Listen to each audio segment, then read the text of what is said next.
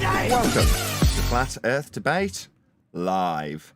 I'm your host Nathan Oakley, and if you are new to this channel, or you've not done so already, then be sure to subscribe. Hit the bell notification icon and join button if you'd like to become a Nathan Oakley 1980 channel member and keep up to date with the Flat Earth Debate.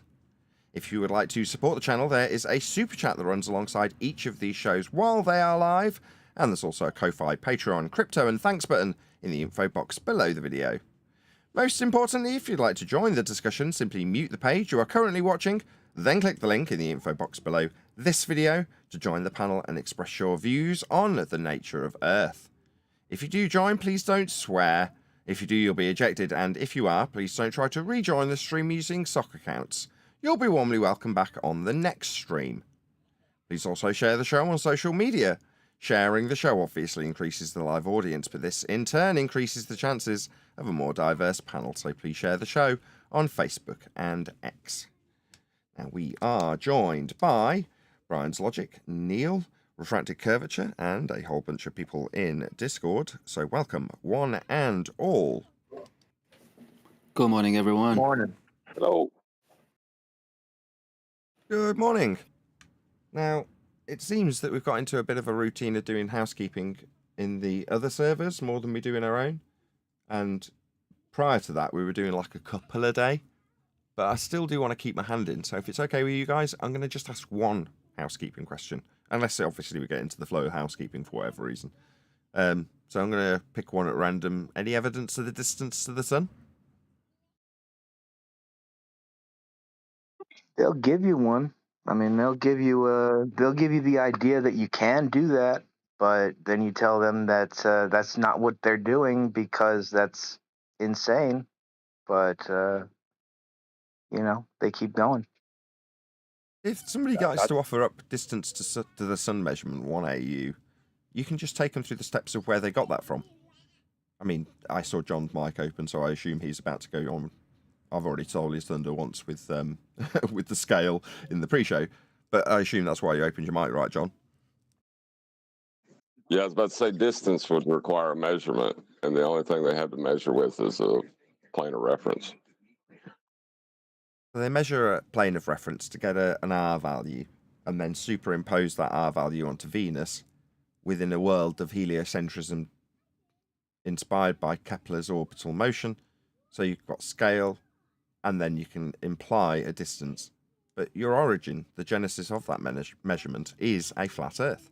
It's the elevation angle measurement to Polaris to derive the R, to superimpose it onto Venus and Earth as a sphere after measuring a flat Earth. Yeah, it takes a lot for a glober to understand the importance of an elevation angle. It's the origin of their claim. Which is weird when we're criticising Witsit on Saturday, saying, look, every time you tell him that his globe model fails, you're failing to recognise that his globe model has its heart, its origin, its genesis in measurement of a flat plane.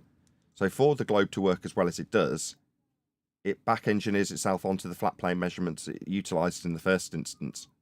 That is to say, the areas of equal elevation we call latitude can wrap around a ball.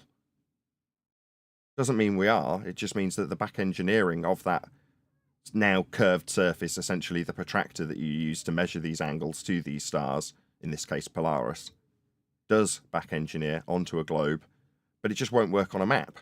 So then you've got to project it out onto a tube and cut that tube down the middle and roll it back out flat again for a very distorted map to quote unquote work. It's still flat, but it's got a globe somewhere in the process then, so you can say it's a globe projection when it's just a flat map. Nevertheless, the origins of that process are flat Earth angle measurements to Polaris for latitude. Yeah, but he don't bring it up because he does not know anything about celestial navigation. He may appear that he does because he's still talking about, well, you'd be able to get the height of a star. So he does not understand it fully. Who's he? Witsit. Oh, Witsit. Oh, well, that's something that we can remedy by banging this drum and showing how effective it is over and over again. The height of the star is never calculated. I don't know what it is with this height. globers need heights. That's what I'm saying. I don't understand where he's coming from with that. You say they need height. They don't need height. They've ascribed height and distance through Kepler and Huygens, as I just described. Right. In terms of an actual requirement, no. When you're utilising the equatorial plane and angle measurements, even if you've got a globe surplus to requirements wrapped around you as though it's a protractor with a 3959 radial value to it, it doesn't alter what you're actually functionally doing for them or us. You know, you still need a flat surface to measure these angles up to the stars in the first place. When you say evidence, what will you accept as evidence? Who are you asking? Well, you asked the question. What would I accept as evidence for the distance? Yeah. I mean, what standard? I'm lost for words. I have no idea. I don't care. Whatever standard you feel is worthy, I will look at. You present it and I'll have a good look at it for you. We'll assess it then. I'll give you one. Well, I'll give you standards. Hold on, I think Brian was going somewhere with that. Go on, Brian. Wait a second. This is a miracle. You told John Brian. to hold on? Whoa. Did you not hear me say Well, Brian? if I take actual measurements, right, of a flat plane to Polaris, giving us a latitude and longitude grid, and I then mathematically reverse that, back engineer it mathematically to become a sphere, and that will give that sphere a radius of 3959 statute miles, and I then pre-assume that a light in the sky that I'm going to call Venus has a very similar radius, and I then look at that as it traverses the sun during its transit of the sun, and I determine by their angular sizes the distance to the sun. Will you accept that because it starts out with an actual measurement? Will I accept a reification of a sphere from a flat Earth measurement with a superimposition of that flat Earth radial value onto Venus for what I know and you know is Kepler's third law of interplanetary motion to give me distance? No, of course not. But I am giving you a measurement at the start. A flat Earth one that then takes me to La La Land and infers that I'm standing on a spherical surface with a light in the sky having the same value. With those kind of standards, how do you expect anyone to give you an answer? What, so you're saying if there's enough convoluted steps where the ground I'm standing on physically changes shape in order for your measurement to ring true, that I'm being unreasonable by not accepting that? Is that what you're suggesting? Well, the standard is too high around here. The standard's too high.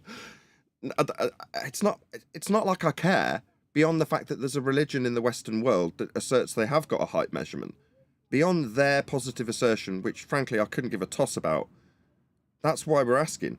There is a positive assertion that they do have a distance, and you've just gone through what it is, and you're here the same as I am, as in that is not acceptable to take what is a flat Earth measurement and then infer sphericity, and then imply that we've got an orbital motion-based world, and then infer that the measurement you started with for the orbital-based world is the same for a light in the sky that happens to move in front of the sun, according to their rhetoric of orbital motion and occultation, and therefore we can get scale and distance.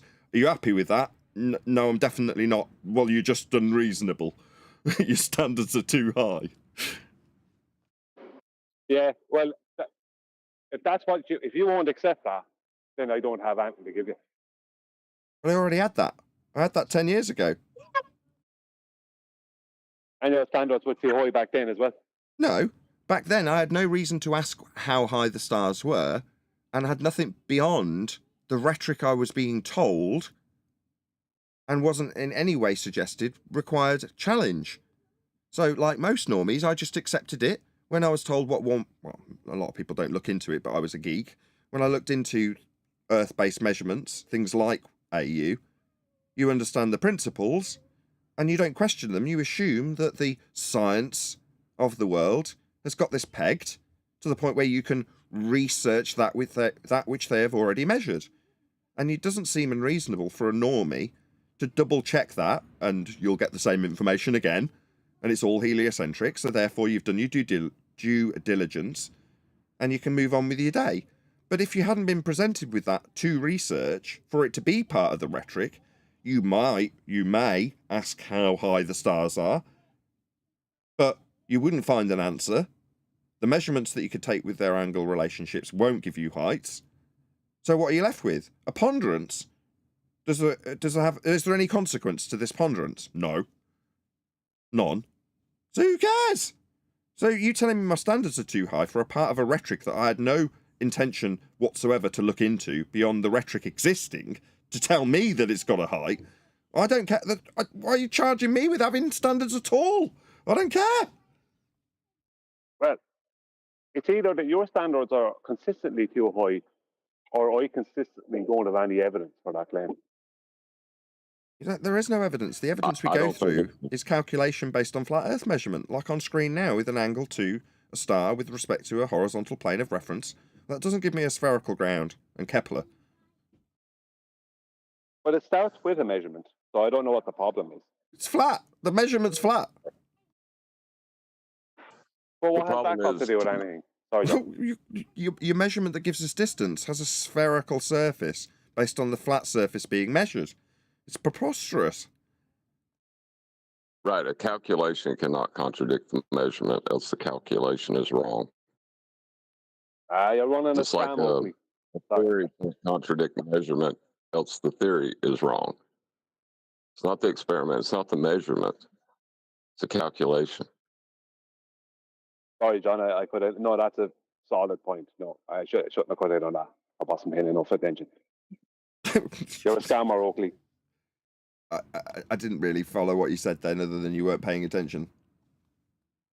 I was saying you're running a scam, Oakley. Running a scan?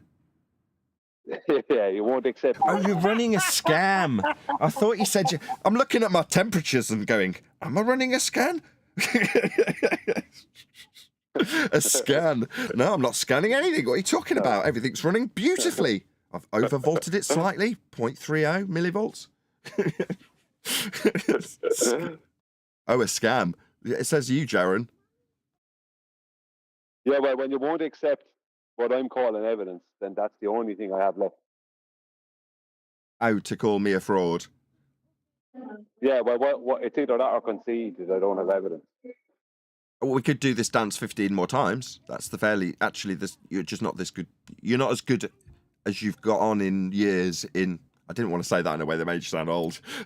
The more you go into flat Earth, the less you're capable of being that good baller. That is to say, They've got something on the line. There's something to lose. They've got an investment. It doesn't necessarily mean financial, but there's an investment from them in this subject. So when they rinse and repeat 15 times, it's because they've got the investment to defend. We haven't got that. So, it's quite hard to get into that kind of... how can I explain this? Desperation. I was going to describe something coursing through your veins, something that drives you to continue, to not concede in the face of the highest quality contradictory evidence to your original assertion. The will, that's the word. The will. We don't have that at the point where we've gone through it once as a devil's advocate like you just did. You just go, all right, well, that's it then. You can now you can go into the bullshit and start calling me a scammer and fraud and saying I've cheated on my wife or whatever it is you want to do. But none of those things are going to actually achieve your ends in terms of pain relief, prove your ball. So what's the other alternative? Well, you haven't got the will to go through that 15 more times with me, have you, Brian? Others would. No, it's straight to personal attack. Well, straight to personal attack because you know that that's where it will end after someone gets annoyed after 15 attempts by them. If they're attempting to keep it in the argument, like seeking a neutral outcome, like we were discussing, this is our segue into the video, by the way, in the pre-show, then if there's a neutral outcome possible, they will go in circles 15 times prior to going straight for the personal attack, because anybody with a modicum of intelligence will recognise that as a loss. Yeah, the stupid and uninitiated won't. They'll just think, oh, he said that he's dumb. Well, then he's dumb. When the argument's not been refuted.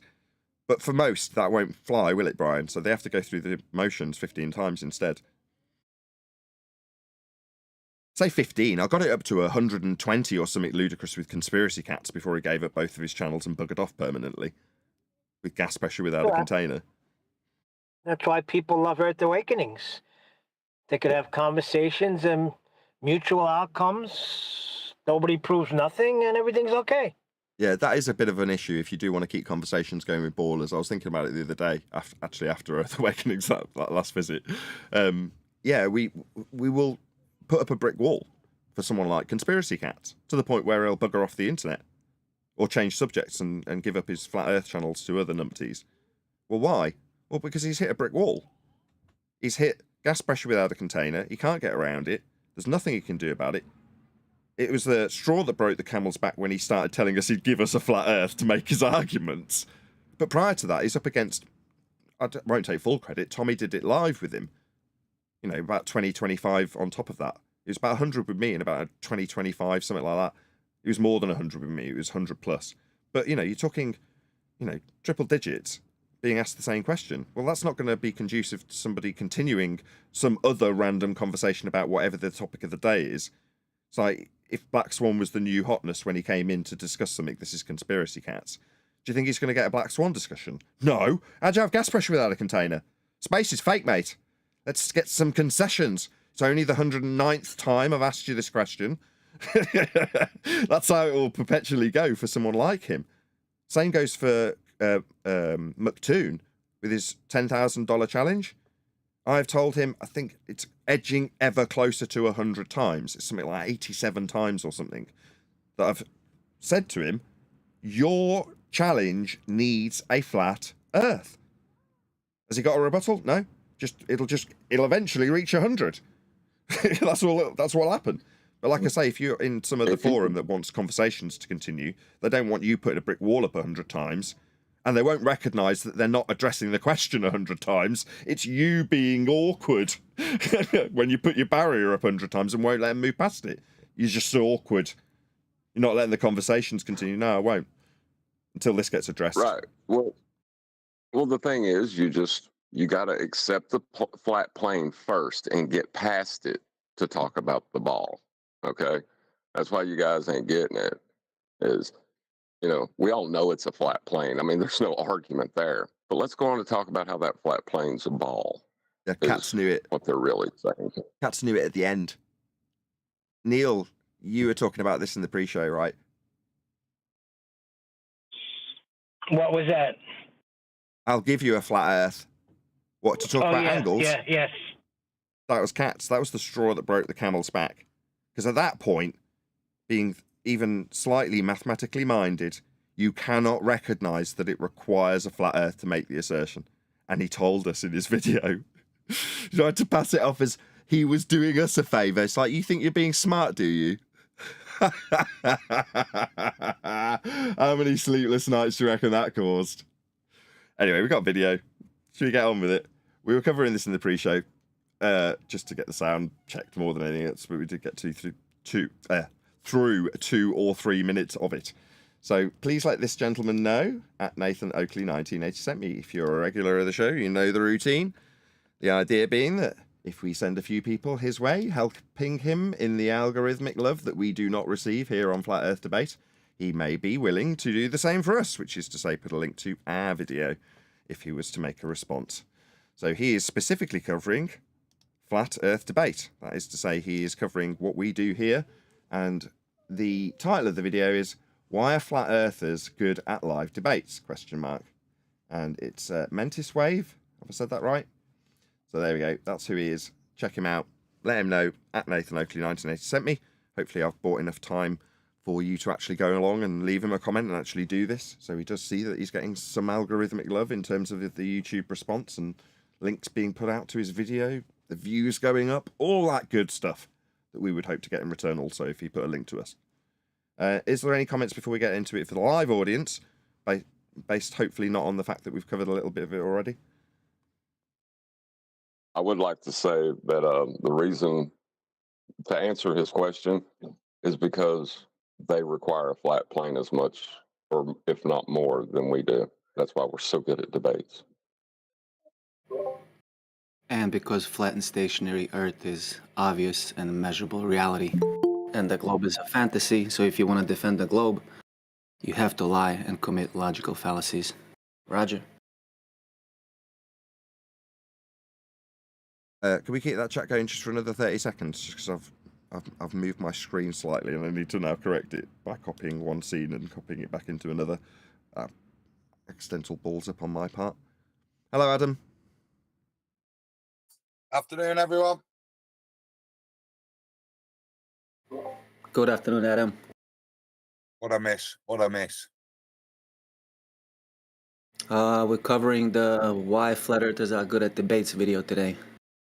So you can add on that if you want, before we start. But you, Mush. Can you reflect on yesterday's show? I've forgotten what it was about, but just so I've got some time to figure out why it's moving around as I change scenes. What have I done wrong? What was the outcome, Adam? What, start an argument? No, bloody hell. No, don't talk about what we were doing yesterday. It was highly contentious. Pick something else. Now I'm involved. I need to figure out what my scene's doing wrong. Or should I just get on with it and we'll figure it out later? Get on with it. And we'll just get on with it. Well, we did come to a contradiction within the claim that they make, is what it comes down to. About the orientation that gravity would hold the object in around a ball. Is it fixed or is it relative to down? I've no idea what you're talking about. You'll have to explain. I'm only paying half attention. I'm going to figure this out now because I'll forget what's gone wrong otherwise. Well, it's like when you hold the balloon in your hand with the smiley face on it and spin in a circle. If gravity is doing that, then the moon is not spinning.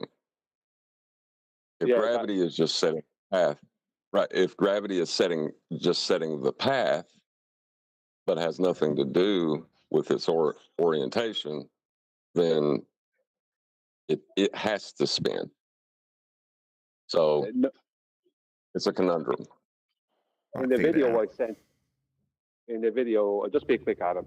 In the video I posted earlier, this guy is trying to explain it, but he has to admit that and he shows it, what he's trying to say, that it's the point of gravity that's holding its face where it is. So it's like, he even describes it as a chain between this point of gravity and the moon and the earth, basically. And he's basically stating that, like, and this is, I didn't want to get into that yesterday. Yesterday got bad enough, but it's just that it's impossible for it to rotate based within their paradigm because of their claim of how it's being held in place, if you understand what I mean. So it's more to do with their orbit as opposed to it itself rotating. If we're going But to they're claiming it's rotating, but I'm not going to go into it now. Yeah, well, if it's how it's gravitationally attracted by way of its, what do they call it, tidal locking, then fine, maybe there's a discussion to reopen, because then it is in effect tethered by a piece of string as opposed to rotating independently about its own axis. But that maybe is a discussion for another day. This was the point we got to, the contradiction that yes, if you accept that part of the claim, that is the logical conclusion. But if you take the definition of orbit and what causes changes, no, orientation maintains, and the thing that will manipulate is the rotational speed of the body, which is the purpose of the moon, that this magical thing matches perfectly with it. But that's what we got to yesterday, that there's a contradiction between what they claim one part of it does and what they claim an orbit is, which doesn't then invoke the part of the gravitational pull. In fact, it denies it so that you can have rotation. I think that's what we got to shout out. Stop. I just want to do a quick shout out. Shout out to Jardos, just gifted 10 memberships. So thank you very much, and welcome to all of you who've just joined as a member. No fair. Morning, guys. Hey, Chocolate. Right, let's get back into this video.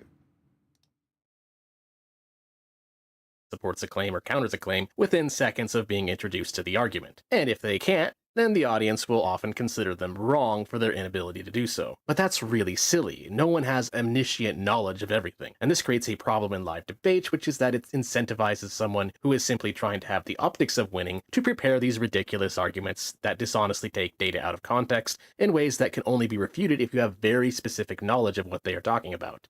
What? In other words, you'd only be able to refute a position that you knew about and could argue about. How is that unreasonable? Am I missing something? You'd have to have advanced knowledge. What, of the discussion on the table? Yeah, normally the person who wins is going to be the person with the best knowledge and the winning argument. If you're saying it's unreasonable that flat earthers have got complex arguments that somebody who, is a layman couldn't argue against, well, why are they arguing against that flat earther then? That's their problem. That's not an issue with the flat earther and his good research, if that's what you're implying.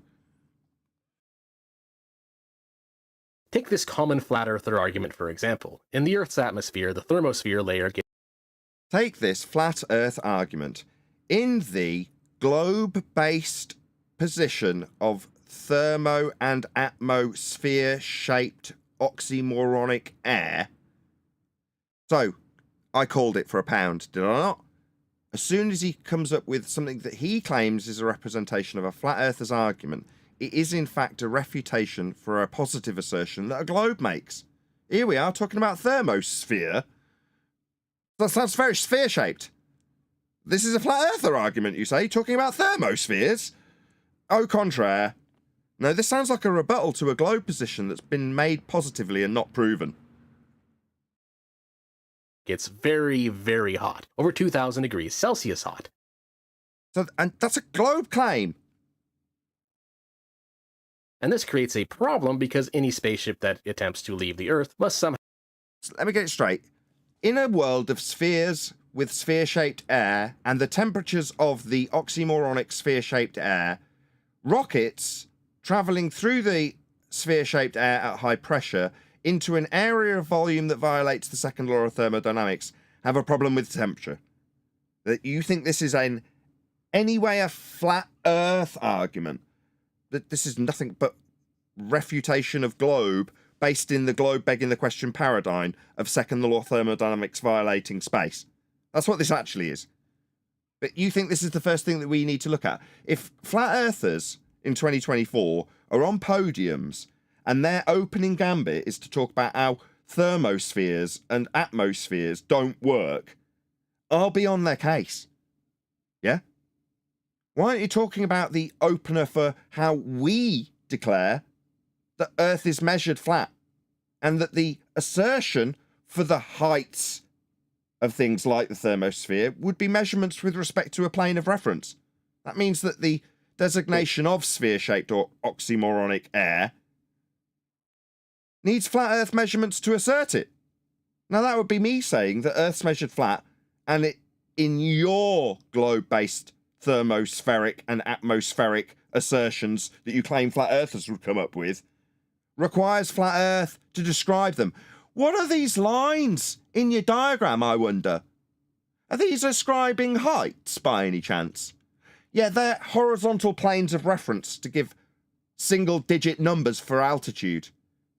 Even your own bloody diagram that describes your position from a globe perspective with your oxymoronic globe paradigm descriptions attached has a flat Earth requirement in it. Are you going to be addressing that? Or will it be one of those little straw men that you claim flat earthers come up with, I wonder? Somehow be able to deal with the fact that the melting point of steel is about 1400 degrees Celsius. The flat earther will then claim that nothing man-made could possibly leave the Earth's atmosphere without melting. Therefore, NASA... So a flat earther would claim nothing can leave oxymoronic sphere-shaped air without containment. This sounds very much like somebody who's in the globe paradigm refuting something from within the paradigm of a globe and saying why the globe paradigm within the globe paradigm doesn't work. Isn't a flat earther talking about flat Earth or anything that you should be suggesting would be on a podium that you haven't shown someone claiming. If this is about how people debate live, where's the live debater example of this happening? And all others who make similar claims not about... for nothing, he might be referencing maybe older flat earth arguments, because I've heard that argument before. I've heard flat earthers make it before. I've been in that discussion. So he might not be where we're at right now, which is proving it measured flat. He might be just referencing old arguments. This is It from 2 sounds weeks ago. Mad It's 4 or 2-week-old 5 video. years ago. 2-week-old video. Yeah. While making it into outer space must be lying to us. This argument So you're saying the flat earthers' argument is that people who claim they go through an area that's got a problem with temperature must be lying to us. That's not our argument. I mean, maybe you can be enlightened with what is up-to-date flat earth argumentation when discussing heights that prove a flat earth, so I've already won. Your own diagram for your straw man globe claim that you say flat earthers make that you need to refute in terms of our globe don't work, used a flat earth. So I've already won this argument, because your own bloody diagrams needed flat earth descriptions in them and measurements that came with respect to planes. They were in your diagram. So bearing in mind that I've won, I wouldn't suggest that your oxymoronic sphere-shaped air without containment is violated by lies of temperature. I would say that gas fills space, it's a law of nature. Second law of thermodynamics, entropy. The dispersion of gas into volumes is something that occurs always without exception. It's a law of nature. So if there was a space above our head, what do you call that again? Oh yeah, space. Then gas would fill it, we'd all be dead. We wouldn't be at high pressure breathing. The gas would fill that space instantaneously. We'd have never developed pressure in the first place, because pressure requires something to press on. So your ideas of how flat earthers debunk your globe claims, yeah, that's a straw man when you're talking about what flat earthers do. Shouldn't have something to do with the earth being flat. Now this is a straw man like you accused us of doing, because it's your own bloody claim that needed a flat Nathan, earth in the measurements. Sorry. Go ahead. Sorry, what did he say about temperature there? I missed that part, the wind and stuff. Too hot, therefore liars. Men who go through the thermosphere can't get it. It's the Van Allen radiation bullshit, I assume. He hasn't given it any That's what that detail. is. No, Based- thanks. Based on heliocentric rhetoric, our own scientists say it's very difficult to go through these hot areas or areas that will contaminate you in some form or another. So therefore, flat earthers say people haven't been to space, and the men that say they have are liars. No, they are liars. There is no second law of thermodynamics violating area of volume that gas isn't filling above our heads that you call a sky vacuum, aka out of space. It's completely fake. Every single picture from there, every single man that's claimed to have gone there is a liar and a lie. Because there is no area to go. It's Narnia. Yeah, the sky is not a vacuum. It's utterly absurd. It is of course ridiculous, but unless you have specific knowledge of how one melting second. points work, Yeah, Brian. Sorry. Who is this? It sounds like MC Town. Oh, God. Just me on the video. No, it's Mentis Wave. Yeah, it's just, he obviously knows about flat earth debate. So surely he's run into gas pressure without a container. So how come he's talking about the Van Allen belts? I mean, it sounds to me like he's just given a weak argument that they could argue against, like a straw man position, Yeah, instead of I just said actually that. the actual argument. Yeah, that's exactly what he's doing. He's also accused us by now, I can call it projection, of doing exactly that. you might not be able to give an answer to why the flat earther is wrong here. A simple Google search, of course, will reveal the answer. But why the flat earther is wrong in terms of how the globe is alleged to work. Yeah, we all picking up on the straw man? We all understand how a straw man works? Google search. Yeah, that would have done it, Neil. You're right. To you when you have the time to do so. Temperature Yeah, quick Google search, as Neil says. is not the same thing as the ability to transfer heat. As you go up further into the atmosphere of the Earth, you will experience drastic changes in atmospheric pressure. Atmospheric pressure, you say? Oxymoronic sphere-shaped air? Air doesn't take sphere shapes. You have a belief, based on a religion called heliocentrism, that oxymoronic sphere-shaped air is possible. Now you're describing the pressure within a containerless system that's oxymoronic. You don't have sphere-shaped air. It takes the shape of its containment. That's what gases do. But you think you can describe how their pressures behave without containment? No, mate, that's the second law of thermodynamics violation that you're arguing for. What's that? Oh, it's actually the flat earthers argument? No, it would be that straw man projection that you said we use. Yeah, you don't seem to be addressing things that, flat earther, that's me. I can tell you categorically what flat earthers say. We say Earth's measured flat. Like in your example there with the heights for your oxymoronic sphere-shaped air. You notice how they're all flat? Yeah, that's because it's in reference to their heights, and that needs a plane of reference to give them. Flat Earth, proven, measured, flat. Sea level.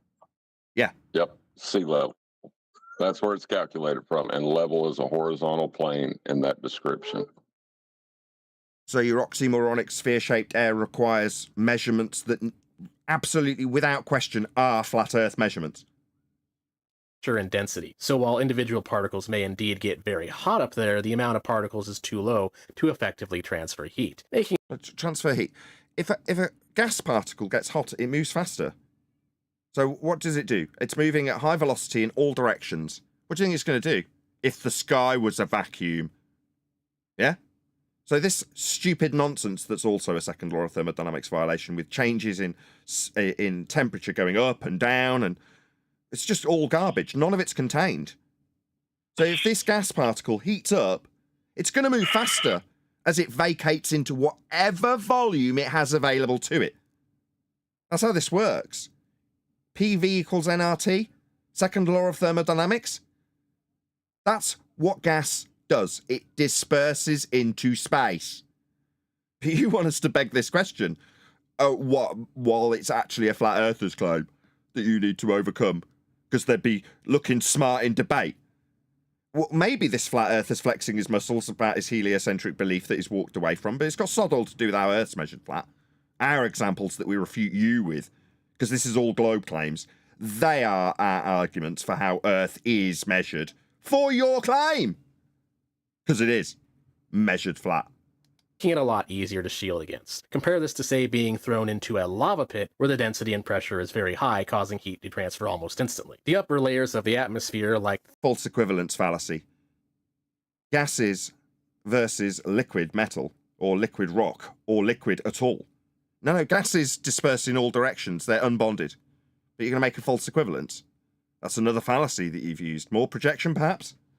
Thermosphere are the opposite. So all you need are... Go ahead.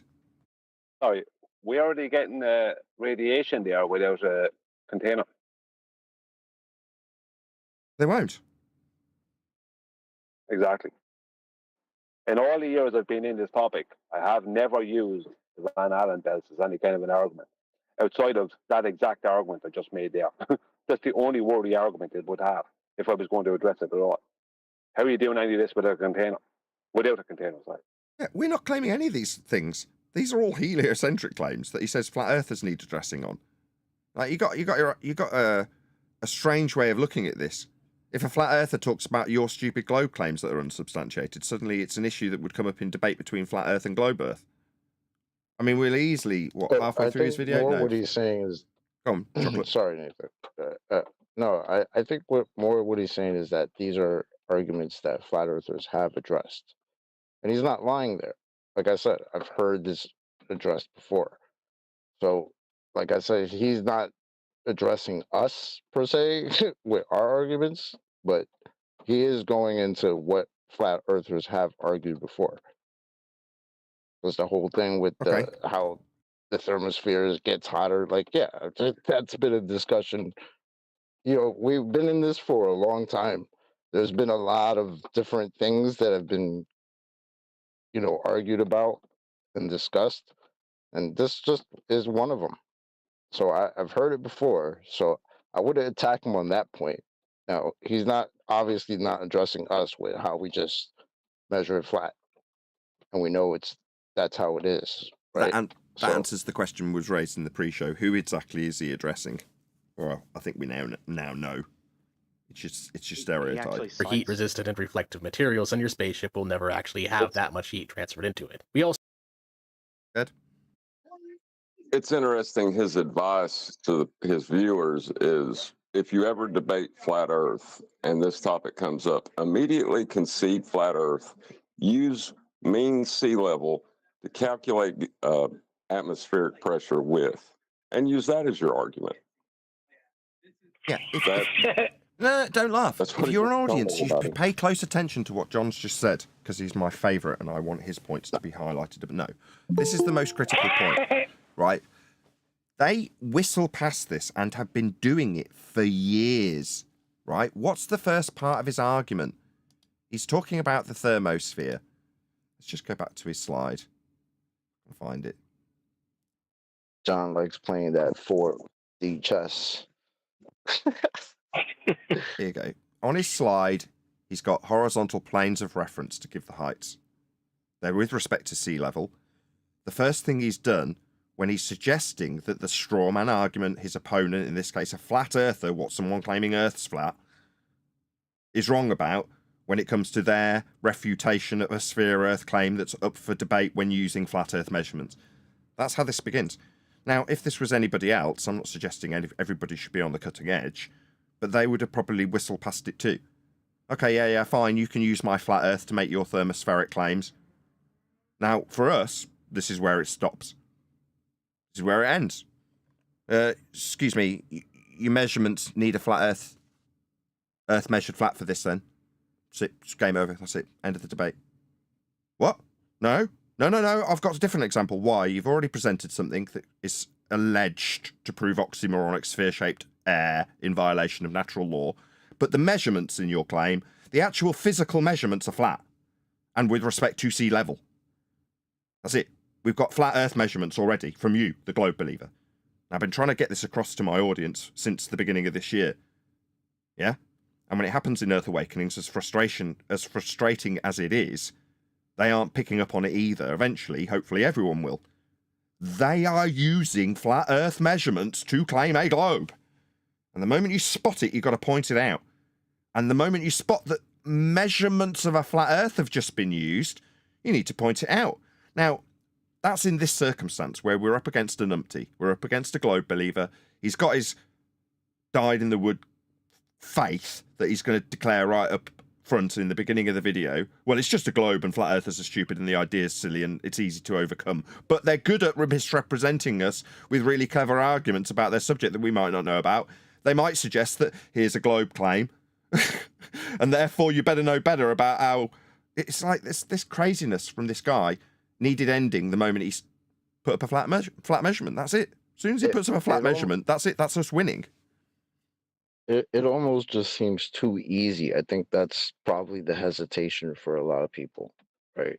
Because what you're saying, as soon as they invoke globe, they're proving flat, right? That's essentially what John says every time. That's essentially what our point is, right? As soon as you say globe, well, how'd you get the globe? Because it's flat.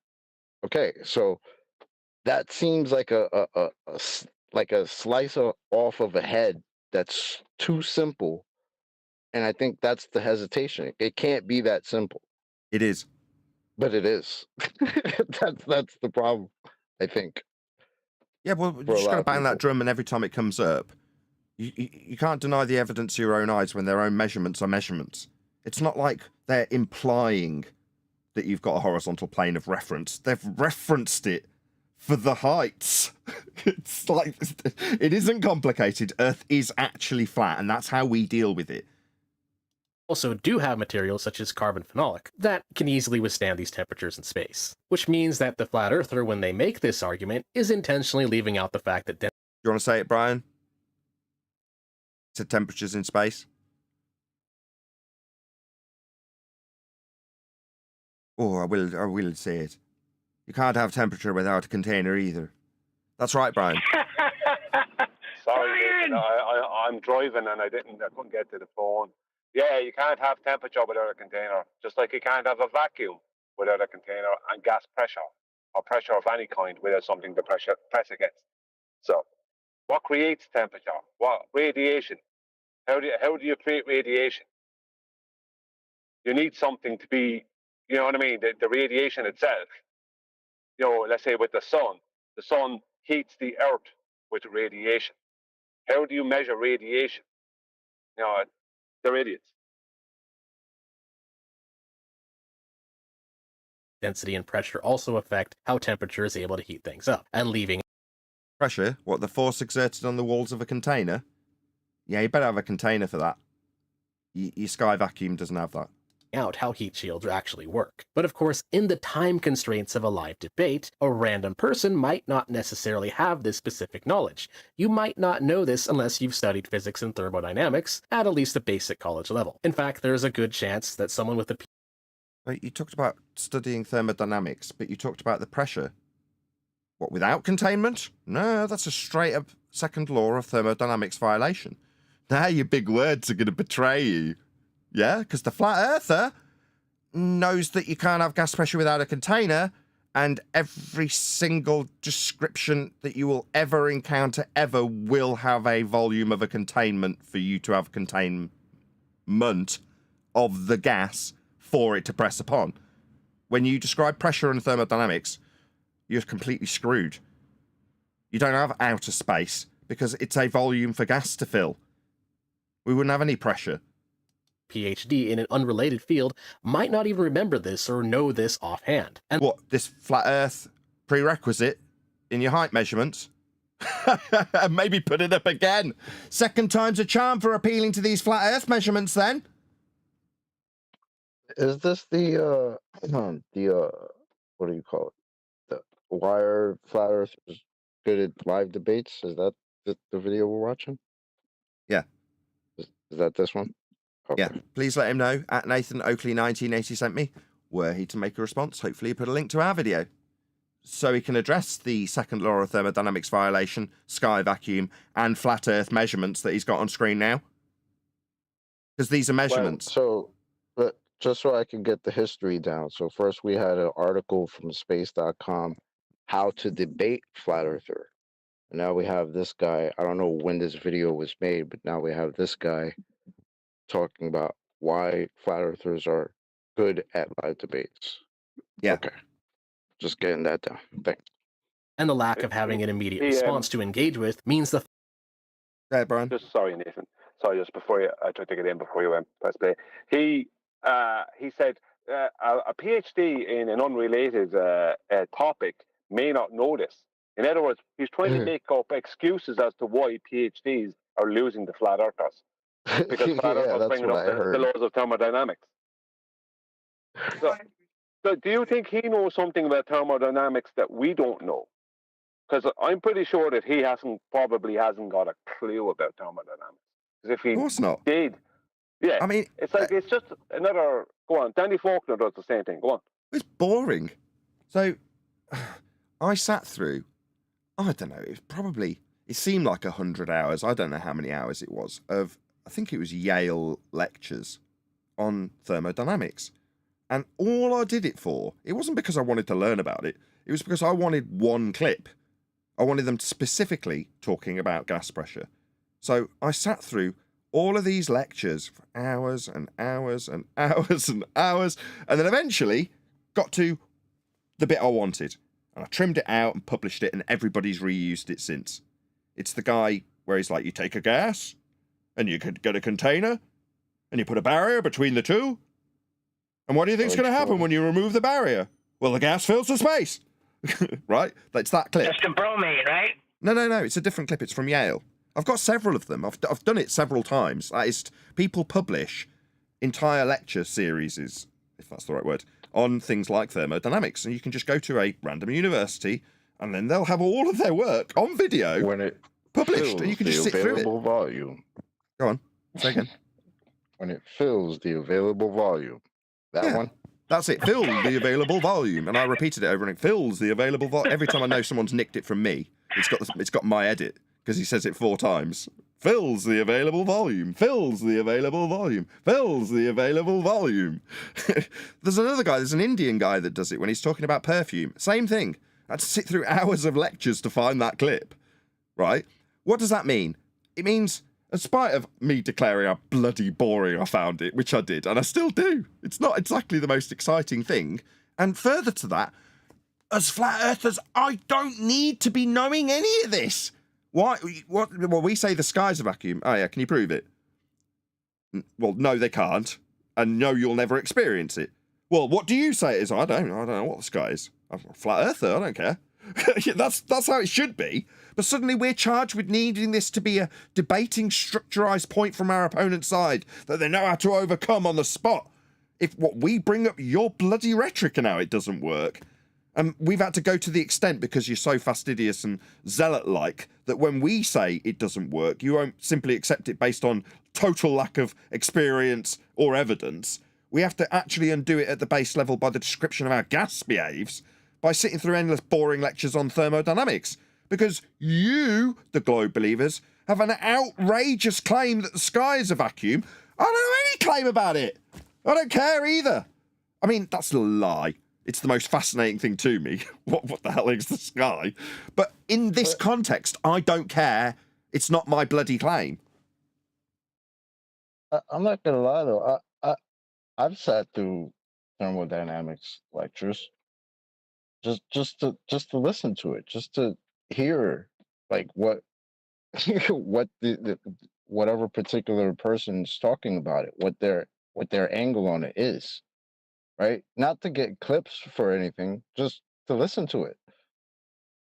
That might be a geeky thing to do, but I've done it during the course of the years. There's plenty of videos that normally you wouldn't click on, but I do, and I listen to them just to learn. I like learning. Yeah, You know and what I everyone's got their different slant. Like the Indian guy's slant was about the irreversibility of it. The aspect of, when he described it, it's like describing perfume. So you leave the bottle off the perfume and it all leaks out because it's turning into gas and dispersing into the volume. And he says it's like the genie that got out of the bottle. It's irreversible. Once the perfume gets out, you're not getting it back in again. Because he's trying to emphasise the irreversibility of the entropic aspect that he's detailing when he describes gas filling space. So he had a very different slant on it. And again, I just robbed it, stuck it out there. And, you know, for all the hours of watching this stuff, you end up with a 30-second clip. But it speaks to our point in the most concise way possible, because it's just describing a principle that we all experience: gas fills space. And that's why I think Brian. Sorry. That's why I think Brian was right about what this guy is just saying. Like he sounds like he's saying, don't be too off put if one of these flat earthers catches one of these professors off guard. Right? That's what it sounds like he's saying. He's like mitigating for that. He's making excuses, isn't he? Yeah, mitigation, that's the word. That's the correct word. But what he's also doing is taking on board. He's also saying a PhD. He's also trying to allude to how there's no educated people involved on our side of the tracks. You know, we're always just flat earthers. Was there always people with knowledge and education? It's like, yes, we keep on beating them in debate with knowledge and education. Do you know what I mean? It's like, this is, you know, it's a character attack at the same time. You know, that's how I feel. I think he's just trying to. Most of these videos are actually pain relief for the videographer, and this is a cry for help in the respect that it's, why is this happening? You know, why are people winning these arguments? Why are people being converted? Well, I need to make the public aware there's something awry. They've got tactics and knowledge and research, and you need to know that might be the case. And why at the end of the day, Glover's their last argument is, well, it's too big to measure the Earth curve that we say is measured. Be inappropriate. Inappropriate, yeah. Flat Earther now gets away with their dishonesty. This happens because the main difference between live debates and essay responses or forum debates isn't honest engagement, but rather it's time. Time is your currency in live debates, not honesty. In fact, the on-the-spot fallacy even encourages dishonesty. When you actually do have a time in a non-live debate... That is factually true. That's why they silence us. That's why when I went on McToon's, they had 25 minutes to preach, and I was not allowed to talk more than a sentence. They silence us with their rumpusing. I think that's what we call it. Fundy mute button. Clock. Well, let me explain that in case there's newbies in the audience. So, fundamentalist religious mute button. There's two aspects to it. One is to accuse us of muting them when they incessantly talk through a rebuttal that they don't want to hear. So eventually a moderator in the server will shut down somebody who's just talking straight through the middle of the other person. Well, the reason they're talking straight through the middle of the rebuttal that they don't want to hear is because they then don't get to hear it. And nobody who's in the opponent's server, in the case of our show, gets to hear it either. Therefore, no one can say, you haven't addressed this, because they haven't heard it either, because there's been constant, incessant rumpusing term, because rumpus means disturbance. But ultimately speaking, it's the fundy, that's religious zealot, globe believer, muting the opponent by talking straight through the top of them. This guy is So quite is he projecting? I was just saying, so is he projecting when he points out that tactic? Are they aware of this and know they're doing it? I've already summed up. This is 100% projection, based on our experience, which we can demonstrate. You know, in the example and context of this and our show and what we experience, we have to take it at face value if he's going to stereotype us. Well, I can only assume you've checked us all out then. Therefore, when I respond, no, it's projection, because this is aimed at all of us. This is aimed at flat earthers and what we do according to him. I'm a flat earther. I'll level it. I'll take it. No worries. But I'll just level it straight back at him as projection. I think it's also cover your ass because if the flat earthers were so wrong and your argument was so solid that you could just smash them anytime you want, wouldn't you want them to just speak as much as they want? Right? Instead, so wouldn't time be your weapon? Instead, he's playing it off like, oh, watch out because time might be something that they can use. Not honesty, time. Yeah, Deception Detective highlights that when he's pointing out people who are babbling on about aliens or Bigfoot or some nonsense. When it actually gets down to the nitty-gritty of their claim, it's sparse and quick and dealt with, and then it's onto a sideline subject or personal affairs rather than the actual subject matter. Whereas for us, 20 seconds of us talking in a rebuttal that proves Earth's being measured flat in their example will not be tolerated. I mean, it took me, 5 seconds to say that? They hear the first 3 words and know where it's going and know that needs shutting down instantly. Like just described by John when he went out on McToon's channel. 20 minutes of presentation from Ruhif followed by a 12-second response interrupted because they knew where it was going. A measurement of a flat Earth that's required. Therefore, shut this down immediately. Well, it seems to me that it's pretty rich out of this guy. He's claiming that we're using we get away with we get away with lying via debating. So if I'm in a debate and I ask a baller a question that's very pertinent and tricky for that baller, am I being deceptive when that question is on topic? No, it's pure projection. When he suggests that his opponent on the flat Earth side is postulating how a sphere-shaped oxymoronic air might not work with rocket ships, I see that as nothing but pure straw man. Yeah, it's pure projection on this guy's part. Like he's labeling us as a group as all being dishonest. Now there is a few, I'm sure, dishonest flat earthers out there, but I don't run into lots of them. Do you know what I mean? And it's only about specific things that they're unable to be honest about. Like beliefs. It's beliefs. Even then, I would call it not necessarily dishonest, because, malice aforethought, you wouldn't necessarily ascribe to people who bullshit about speculative things like ether. Dishonesty isn't necessarily the correct term to ascribe to them, but that's what he's ascribing. Like we are, with malice aforethought, deceiving people and going about our business to figure out ways to deceive in debate. Does this all sound familiar? Is this not precisely what we experience? Yeah. Yeah, well, he's making it as if we're a crowd of little smarty pantsers on the internet who try and catch out unsuspecting people who don't have the knowledge. But then that alludes to, or that implies that the knowledge is out there to answer all these questions. Back to Danny Faulkner. He was asked one pertinent question. Not a straw man like he has in his nonsense book. A one pertinent question. Sat there, not a sound of. Why? Because he doesn't have any answers. He can't answer it. He's wrong. No, because he didn't like the guy's attitude that asked the question. But he has the answer. He hasn't given it yet. Nah, he's Yep. yet to get it.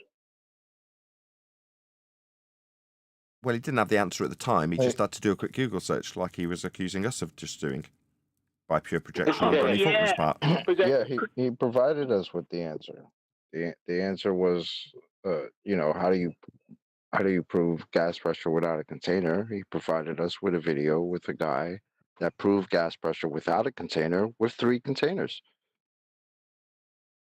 Simple. I think there was 4. Either way, there was definitely not an example that comported with Danny Faulkner as an example, another man who likes to project his inadequacies onto flat Earth opponents. Lite format, such as within a week or two, dishonestly taking facts out of context is very easily exposed, but in live debates, people often get away with it. Taking what facts out of what context? Let's have an example. Maybe a demonstration of someone doing this on a live podium. And thus, these kinds of arguments, like the example I gave, are incentive. What example that you gave? What with the thermosphere and that? What with the globe claim? That little straw man. That example. No, that was total fail, mate. And one thing a particularly bad faith debater can do to take advantage of this is to demand their opponent immediately cite scholarship and academic research for every single claim they make until they My God, this is pure projection. No, they might ask for citation. Bad. So, is this the standard then? No, I must be allowed to make this crap up on the spot. either don't have a source on the spot or they have a source that is questionable. See? I called it totally. What was his next words? Just to ask, just put the question out there. Who usually has the citations when asked for citations? Us.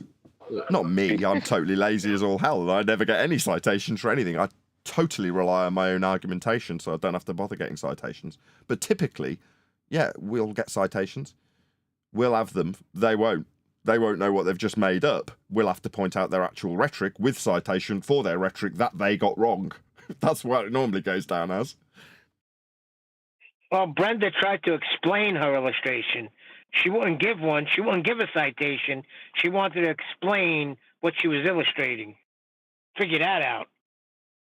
For instance, the flat earther might keep screaming for sources, and then the instant you cite something from NASA, they will laugh and say, "Ha ha, you think NASA isn't lying because NASA says so. Ha ha." No. It depends on the source. See, we also cite NASA.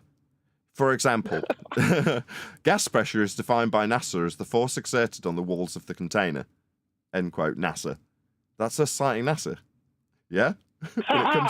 when it comes to gas pressure, go on. Gas pressure gradients is calculated from mean sea level. NASA. Yeah, we've got plenty of citations. But his little straw man. We take go on, the Earth go on, as a Chocolate. flat, Sorry. non-rotational plane. NASA. One more time, I'll rumpus you. Yeah, we accept the Earth as a flat, non-rotational plane. NASA. Say it again, Chocolate. One We take more Earth as a time. flat, non-rotational plane. NASA. Yeah, precisely. So he's suggesting that in rebuttal, we would suggest when a glober offers NASA evidence that we would discard it with a hand wave dismissal. Au contraire, no. Our evidence tends to get dismissed by way of hand wave dismissal, and we indeed do cite NASA. However, when the evidence is claimed to have come from a place that cannot exist because it violates natural law, aka a sky vacuum, we'll call a spade a spade. In this case, a second law of thermodynamics violation spade. Go ahead. I just find it funny. It's like, oh, you got NASA citations? I got NASA citations too. What? Right. They're We both got citations from the same silly industry, industrial complex nonsense governmental agency. So what? Which ones actually stand on the ground? Right? Yeah. I could cite them when it comes to the lift effect. I mean, there's other things you can cite NASA with. 100 people watching, might as well do our call to action. So we are covering Mentis Wave, why are flat earthers good at live debates? So please let him know, at Nathan Oakley 1980 sent me. Help him along in the YouTube algorithm. Hopefully he'll make a response video and address the second law of thermodynamics, given that he's a thermodynamics expert. Ha! Smug flatoid laughter intensifies. It's all, of course, very silly, but it's unfortunately the on-the-spot nature of live debates that allows this kind of rhetoric. EasyJet's big orange set. The next myth is that live debates show who is smarter and more knowledgeable of a topic. Ignoring the fact that even if both people are debating fairly and in good faith, it really just shows who has better memory, this is still a pretty big misconception. It's not that a person who's good at debating a topic understands the topic better, rather they understand how to debate the topic better. Flat earthers generally don't understand physics and... But does he think those things are not mutually exclusive? Wow. What's he talking about? To be able to debate a subject well, you've got to know the subject well. He's saying you don't need to know the subject well, you just need to know how to debate the subject well. What? That's just stupid. He's just literally trying to say if the flat earther knows what he's talking about, it's not because he knows what he's talking about. He knows how to sound like he knows what he's talking about. So it's like suggesting that somebody on a podium debating about the best fuel injection system for an engine gets off the podium and you go, what kind of car do you drive? And they go, car? What's that? You go, the thing you arrived in. I don't really know much about cars. Well, he's speaking to the idea that a debate exists about this topic, right? Because that's what keeps them going, is the ignorance of knowing. Without the ambiguity, the neutral outcomes, there's no heliocentrism. There's no ball Earth. But those things do not exist. But it almost seems like he knows that there is no debate. That's why this whole video sounds like.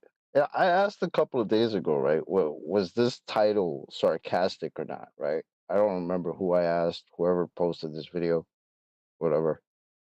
I remember asking that because I was like, is this going to be complimentary to Flat Earth or not? Obviously, it's not, right? But this whole video just sounds like a mitigation of why you will lose a debate to a flat earther. I mean, I could be wrong, but that's what it sounds like to me. Because we've already heard, don't get, too off put if a PhD gets caught out there by one of these guys. Because listen to him. It's not because they know the subject, it's because they know how to debate the subject, right? No, it's because the PhD doesn't know the subject. That's what he's saying. He's saying that when you hear PhDs losing to these people, it's because they know how to debate the subject, but the PhD doesn't always know the subject. They might be specific in the subject. So that's why it happens. So basically what you're saying is the people without enough information and knowledge can't win the debates.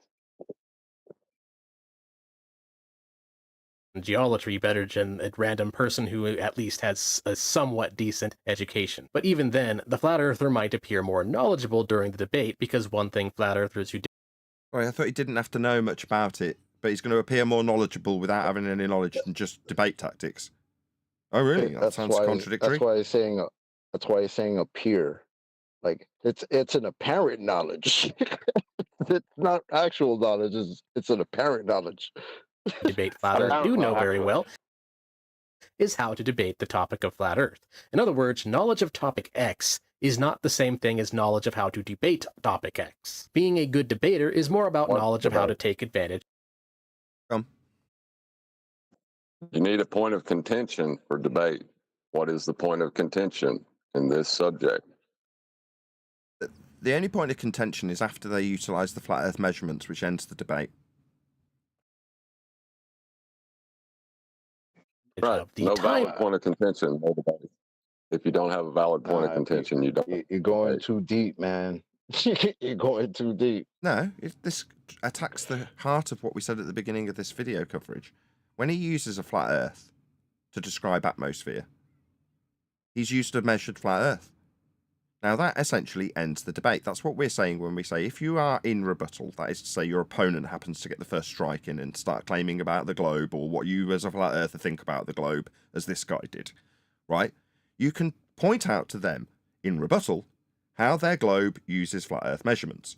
That is to say you move from the back foot, which you put on by your opponent in this example, straight onto the front foot with their own example of how Earth's measured flat, like we just did with this guy. So when we say no, it's deep, man. No, it isn't. It isn't. It's just stopping the debate and pointing out there is no point of contention now. You measure a flat Earth. I measure a flat Earth. You go off into La La Land and use those measurements to make a sphere claim in contradiction of the measurements. I don't. But there is no point of contention when the measurements are flat for both of us. That's not deep. That's moving forward on the front foot, telling them it's measured flat for us and them. Yeah, I'm talking about from his perspective. Him talking to his audience. Pure pain relief. That's where I'm coming from. Yeah, I got you. It's pure pain relief, right? This is a lot of psychological stuff to unpack here. I'm not going to. I just call it pain relief. He's telling himself, Earth is obviously a sphere. Obviously, they don't know anything, even though they appear knowledgeable. That's not knowledge. That's debate tactics that make them appear knowledgeable with their knowledge in debate. That's what he's telling himself. It's pain relief. Time constraints. In other words, having these snappy, easy things to say that either take too long to refute or are so obscure that the average person probably won't know about it. This is gas fills space. Too long to never experienced your own flatulence. I'm pretty sure you have, and it's dispersed throughout the availability of volume into existing gas pressure that must be under containment. I'm pretty sure most people would be pretty easily led in terms of the concept of gas filling space. Now, it might be dressed up by some to flex their knowledgeable muscles in debate about the second law of thermodynamics in complex description. You don't have to. Gas fills space, and it's really easy to describe an example. Because it happens always. That's all laws of nature are, descriptions of that which occur always. So when I tell someone that something occurs always, they're just going to nod. They're not going to go, oh, this guy's a tricky one. No. Gas filling space is very simple to understand. Your sky is a vacuum. Debunked. Where's the refutation? We don't get one. Because the sky isn't a vacuum. We win. You haven't got a sky vacuum. That's not complicated. That's not as seeming smart. Go on. He's connecting it to the time aspect. It's too long to refute. Gas fills space.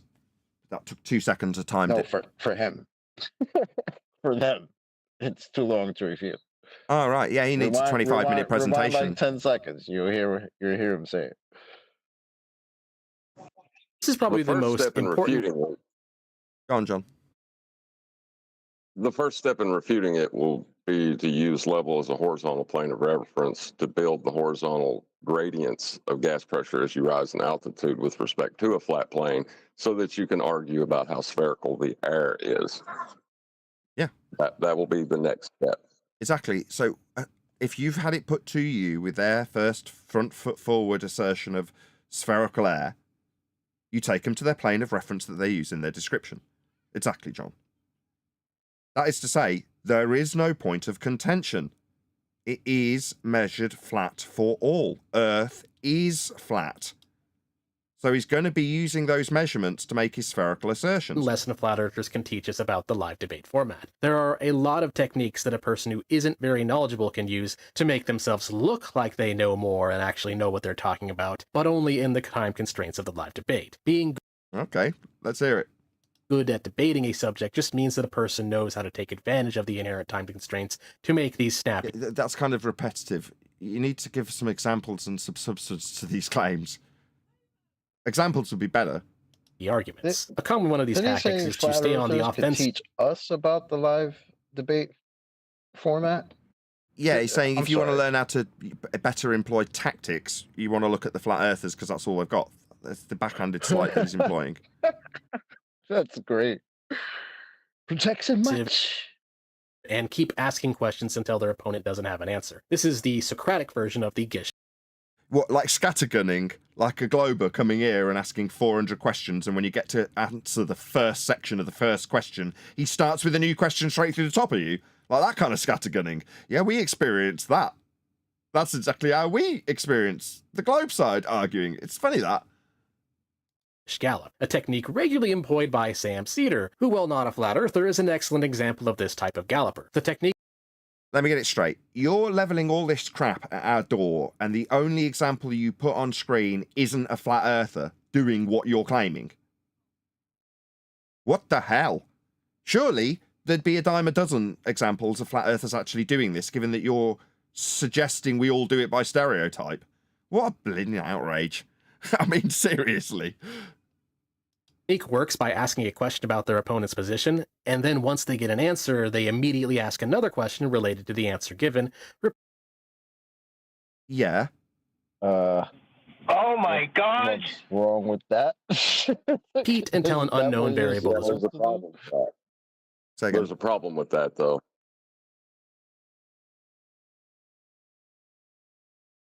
Enlighten us.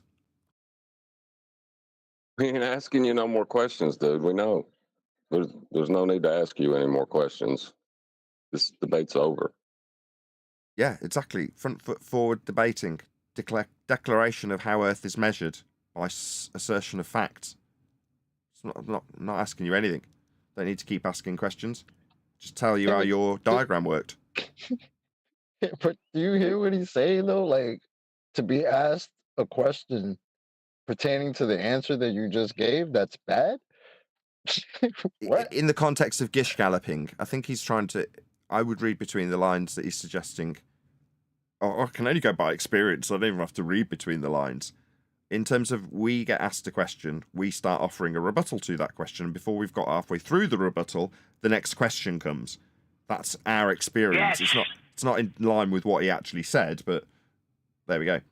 Reached, and then That's use the how I gap in took it. knowledge to claim victory by accusing their opponents of not truly understanding what they're talking about. Now, flat earthers can do this by taking advantage of a very common variable in their opponents. The vast majority of time, flat earthers are not debating someone who works for NASA. This means that flat earthers, in an attempt...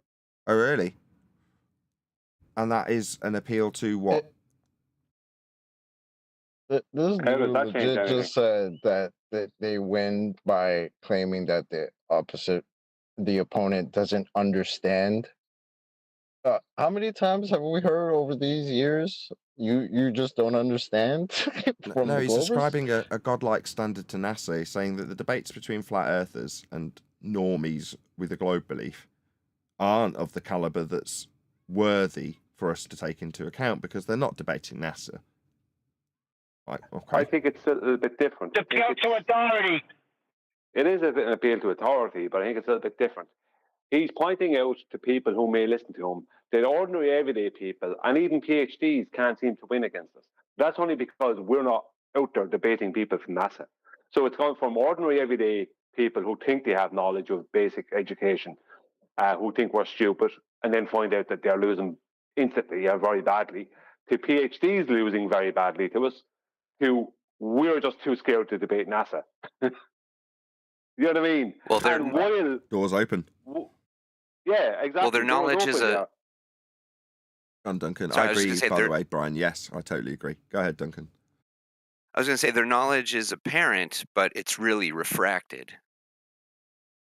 Boom, boom. to discredit NASA can continuously ask questions about NASA's methodology. No, we don't ask questions about their methodology. We discredit the region they claim to travel to. Second law of thermodynamics violation, area, volume, gas we breathe at pressure isn't filling. That's a refutation based on natural law to the positive assertion and outrageous claim that the sky is a vacuum. Good. They discredit the place they claim to go to when they claim that when they put vehicles in the air, they take the Earth as a flat, non-rotating plane. They do that. Yeah, like I say, he's assuming that somehow NASA, the great almighty, are going to be on his side if they were to be in debate. Well, no, we're using them as citations too. So, I mean, I don't really understand the great appeal to NASA. Like, if NASA stepped into the forum, it wouldn't just be devastating to the person, and they wouldn't immediately be called to be fired if they were ever in front of us. That's why they're not in front of us. What are they going to do? What's Conspiracy Cat's got that NASA hasn't got in terms of answering the question about how you have gas pressure without containment when it's a violation of natural law? I mean, I suggested earlier that it was in excess of 100 times that I put that to one of our opponents. Well, what? If he was a NASA employee, he'd be able to demonstrate gas pressure without a container? No. Yeah. But it would look awful when the NASA employer couldn't overcome that argument. Does it matter if a school teacher or a PhD can't overcome it? It don't matter. You've just said, oh, it don't matter if PhDs can't overcome it because it's not NASA being handed their ass. Yeah? So what happens when they are? Well, when NASA there's a are smart conflict. enough. Brian, then Hold John. on. I just say NASA are smart enough to know to not come into this debate arena, because if they do, they know that we're going to present them with their own citations. Into that, go on, John. Yeah, I was going to say that's exactly right. Their controversy, when there is controversy and an ambiguous outcome or neutral outcome, it comes down to good faith. That's what NASA needs, is good faith of the population. That's what they need to continue. They cannot enter into this debate. It's impossible for them. Yeah, they can't lose Plus, credibility. That citation is a best kept secret, right? It's like an open secret or something like that, because normies don't know about that, especially that particular citation where NASA takes, the Earth as a flat, non-rotating plane when putting vehicles in the air. Normies don't really know about that very much. As someone who's encountered and had, live debates at jobs. No, with, sorry, Chocolate. I just reject normal what you've people. just said, because you don't know anything and couldn't have possibly dug out NASA citations and research to prove your point. This is just a debating tactic. Yep. And the way they do things until an unknown is reached, at which point they will claim victory because, of course, the person won't know it because they don't work for NASA. A good example of this is in photos of the Earth. The flatoid will point to various photos from NASA and point to inconsistencies how the photos of Earth look, such as Really? Instantly wrong. Yeah. There's no photos from space. Right, you do it, Brian. You go Instantly through it. I've gone through it twice already. You go through it. Yeah, there's no photos from space. Number one, none of them are photos. They're images, right? That was one of the main points back in 2015. Secondly, there is no heliocentric outer space. That's the point. It doesn't exist. There is no gas pressure without a container possible. That's why NASA are not coming forward to answer the question. They know, because they even with their own citations, you can't have any of that, you crazy idiots. If NASA turned up, you know what side they're going to be on. Ours.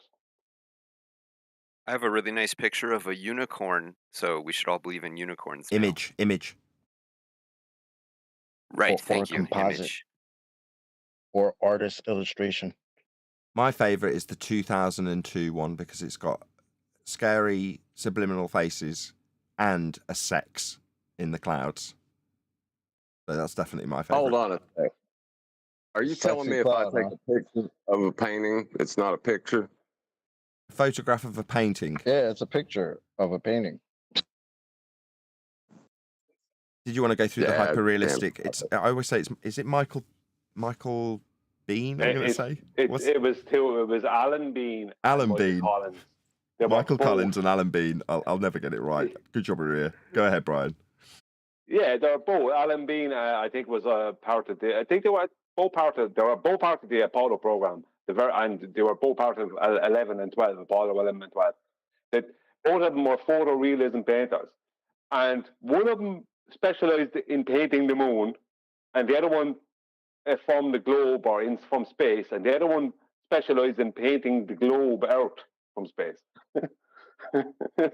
What's the chances, huh? Photo or painting, not Paradigms, yeah? Yeah, that was my introduction into this subject. Michael Collins was also the one who couldn't recall if he saw stars or not while he was in space. Right. That was with, Alan Patrick Bean, Moore. So were there stars? I can't really remember.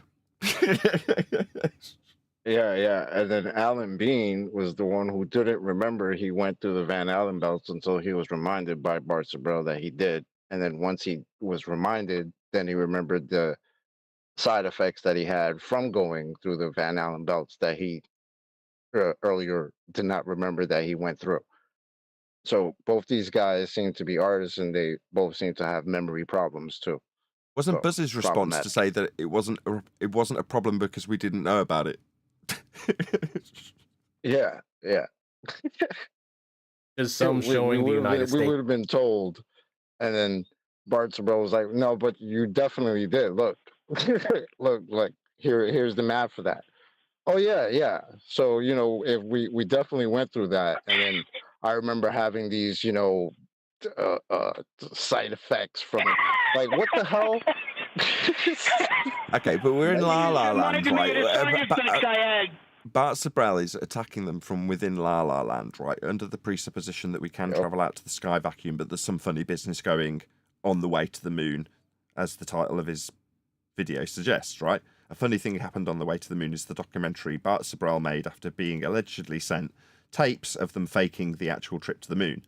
Now, they did absolutely, without question, fake trips to the moon because you can't traverse through the high-pressure gas we're all breathing into a second law of thermodynamics violation sky vacuum to travel to the moon. So, ergo, everything that is claimed to be in space, including journeys and photographs and satellites, it's all fake. There's no question about it. It's all taking place in a violation of natural law. So when we talk about how things like this go down within the heliocentric nonsense, we are basically arguing from within their paradigm, from within La La Land. Right. That's like, why would they lie? And Bart Sabrell's going through explaining how it could be a lie. We're not asking that. We're stating why they have to lie. Because gas fills space, and if there was a space, gas would fill it. Therefore, they didn't go into a place gas isn't filling. So I see Bart Sabrell's. I see that Astronauts Gone Wild more as like a psychoanalytical type of attack, like where especially because he's attacking his own heliocentric, paradigm. But it's more how the astronauts respond to being questioned about doing something that they're purported as heroes for doing, right? That's how I mean that maybe that's just me. That's how I see what Bart Sabrell is doing. At least in the Astronauts Gone Wild. Funny thing happened on the way to the moon was more like uh these guys just accidentally sent me tapes of them bullshitting out their ass. Sorry about the curse.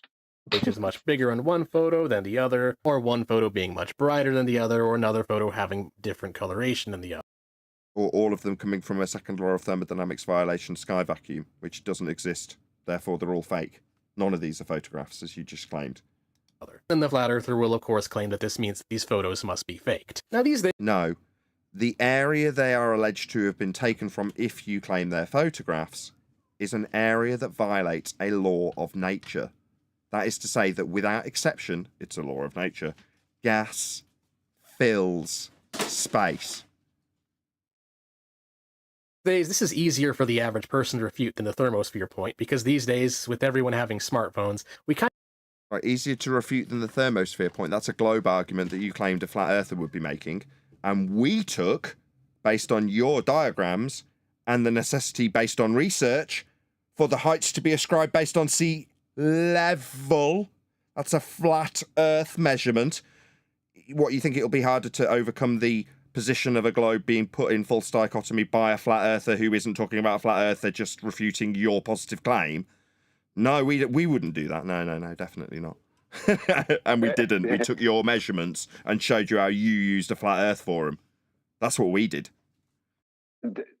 Thermosphere, sphere-shaped temperature. That's basically what he's talking about, isn't it? Yeah. Oxymoronic sphere-shaped air.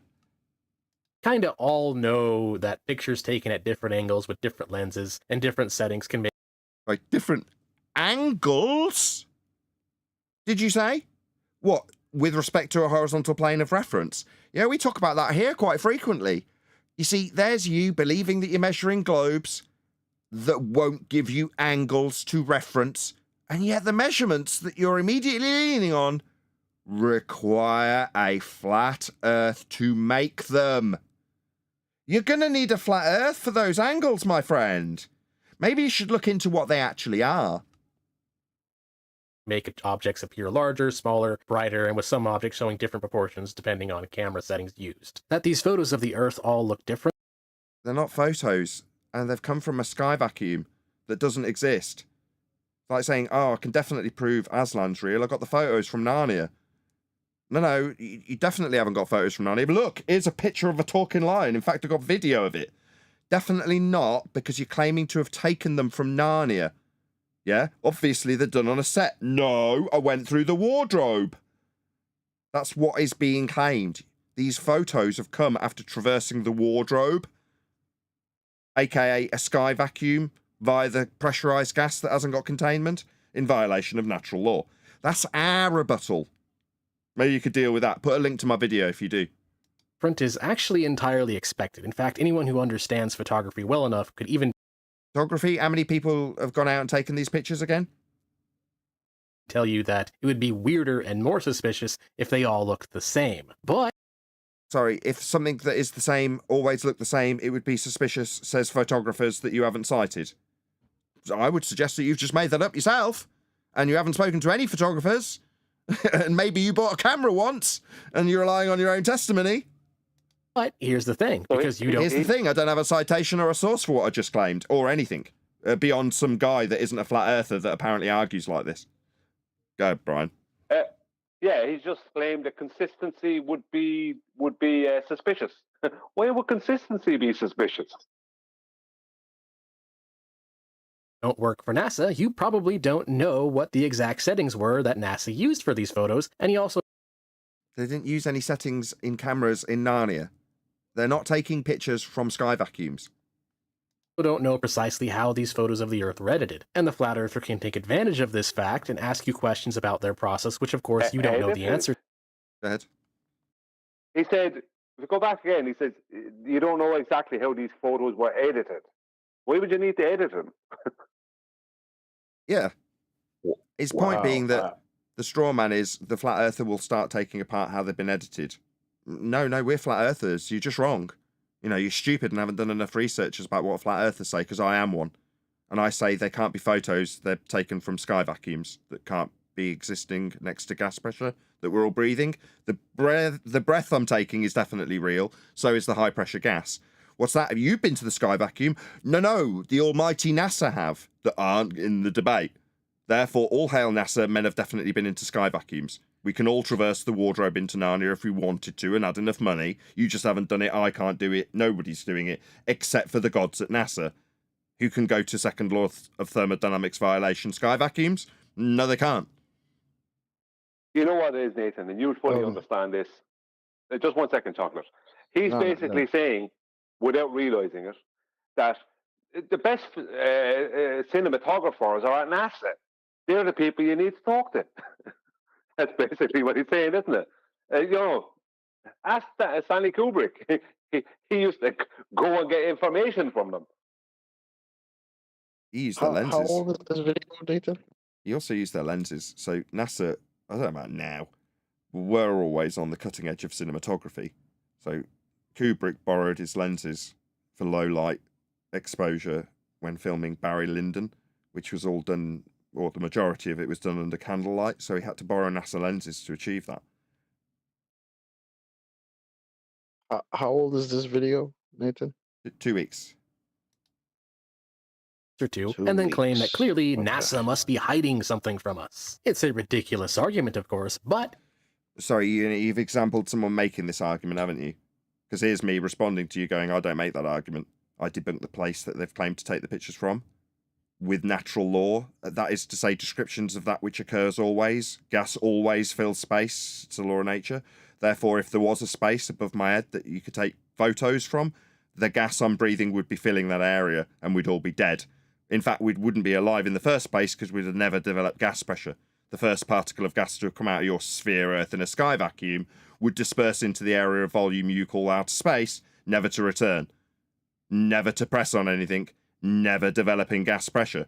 The area your photos you lean on from your priests at NASA is fake, and I can debunk it based on natural law.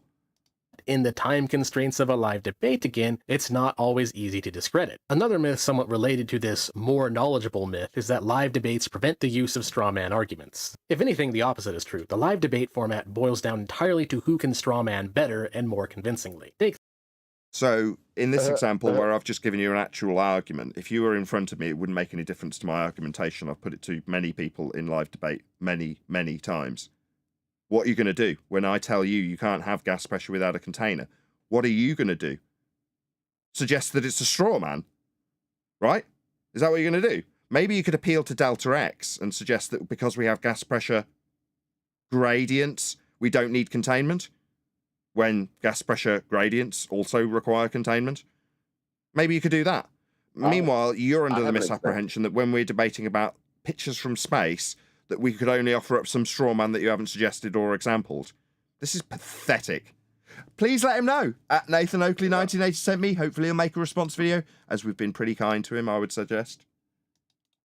No, he's just projecting, because how many times have Globers started their argumentation with presenting some type of flat earth straw man to the flat earther that the flat earther didn't make? What, like this guy did when suggesting how a flat earther would claim the thermosphere. That sort of straw man. Or the height of stars, most recently. Yeah. The most recent rebuttal to celestial navigation measuring angles off a flat plane is what's the height of the stars that we're not travelling to when we navigate the ground with celestial navigation and the angles with those stars. Suddenly we, as flat earthers, need to be telling you how high they are. No, you claim they've got a 93 million mile distance based on the AU distance to the sun, which you extrapolate out into the entire universe, until you're actually going to navigate them with them, and then they're infinitely distant. All of them. But hold on. Don't forget the other straw man that we've been accused of making. If the Earth is a sphere with a radius of 3959 miles. Yeah, when we put together the a reference frame. consistency argument to show that Earth is not a sphere and we don't have Earth curve, we are told that the assertion in the first instance, the P statement, is a straw man. When we say if Earth's sphere radius 3959 miles, then every distance to horizon measurement can be no more than 1.2 times the square root of the observer's height in feet. That is to say, their claim, Earth's a sphere, and their maths, 1.2 times the square root of the observer's height in feet for Earth curve obstruction, they tell us that's our straw man. Yeah, that's what we get. Don't forget about our ruined reference frames. Yeah, Simon Dan telling me when he proactively attempted to debate me via Twitter, that would be to say engaged in debate with a debating point. Dan obviously has subsequently lied about entering into debate with flat earthers. He's a liar. Nevertheless, you've got to lie to Glurf. But he suggested to me that my reference frames were ruined. As a flat earther, I don't have any reference frames. The globe Earth has two. Simon Dan showed how the globe reference frames were ruined and described that to me.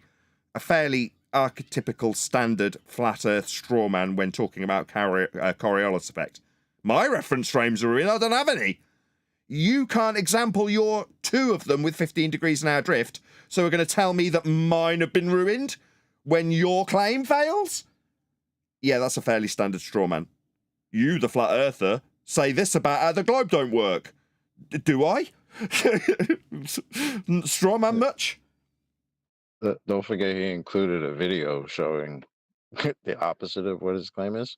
Showing no drift when the globe's claimed to be Showing proved no to be drift. spinning with 15 degrees an hour of it in two reference frames. Yeah, Dan's a moron and will ascribe his loss and failure to prove the globe claim at 15 degrees an hour drift by showing me an example without any and telling me my reference frames are ruined that I don't have, because he's an idiot. He'll then lie about debating flat earthers. Even though I have been holding up the example where he lost to me in debate for many years, he'll still go on chat shows and tell him he doesn't debate flat earthers. No, Dan, you're a lying glurf. You debated me and lost on Twitter. Got a lie to glurf? Take this example. The round earther makes the talking point that flat earthers deny basic physics, a claim which, by the way, is 100% correct. So when I present to you personally now, Mentis Wave, that the second law of thermodynamics violation, sky vacuum, has not had any rebuttal and cannot have a rebuttal. It's a description of a law of nature. You're going to tell me that that's flat earthers denying physics? What, the physical and natural world? No. When we describe the physical and natural world with natural law, you guys don't have any responses. The responses we do get affirm our point by showing us containment. Flat earthers absolutely do deny basic physics. Second law of thermodynamics. Let's see how you cope with that, my friend. Let this guy know, at Nathan Oakley 1980 sent me, he'd like to know how you respond to an aspect of the physical and natural world we call the second law of thermodynamics, gas-filled space. He's literally pointing out fallacious things Glober's doing and then patting them on the back for doing it. But in You're a a live clown. debate, Sorry. it doesn't matter that it's correct, because a seasoned flat Earth debater will go, "Ha, that's a strong." He's got these little slights in there. This beta. That's why I said he's a clown. He's actually extremely condescending. I mean, yeah, most Globers are like that, but like I said, you're pointing out fallacious things that your own side are doing, and then being like, "Good job, boy," because that's how you have to debate these flat earthers, because they Has don't know he anything. cited? Has he cited any flat earther saying anything through this No. whole video? Not one. Pathetic. That's pathetic. This is a giant poisoning of the well video. Strawman, you've activated my trap card. And then the flatoid will proceed to give an extremely obscure mathematical physics question that even a person with a master's degree in a field related to said question would need at least 10 minutes to properly explain in a... What? Did he say flatoid? Yeah. He's suggesting that we would come up with a physics question to bamboozle our opponent with. Really? When I suggest that gas fills space because it's a description of a law of nature, is that me trying to bamboozle him? No, that's a well-established law of nature. I haven't asked for any complicated descriptions within that explanation. It's just an explanation of how gas behaves. It behaves in a way that debunks your belief in your rhetoric from the priests at NASA of a sky vacuum with photos coming from it that you didn't take.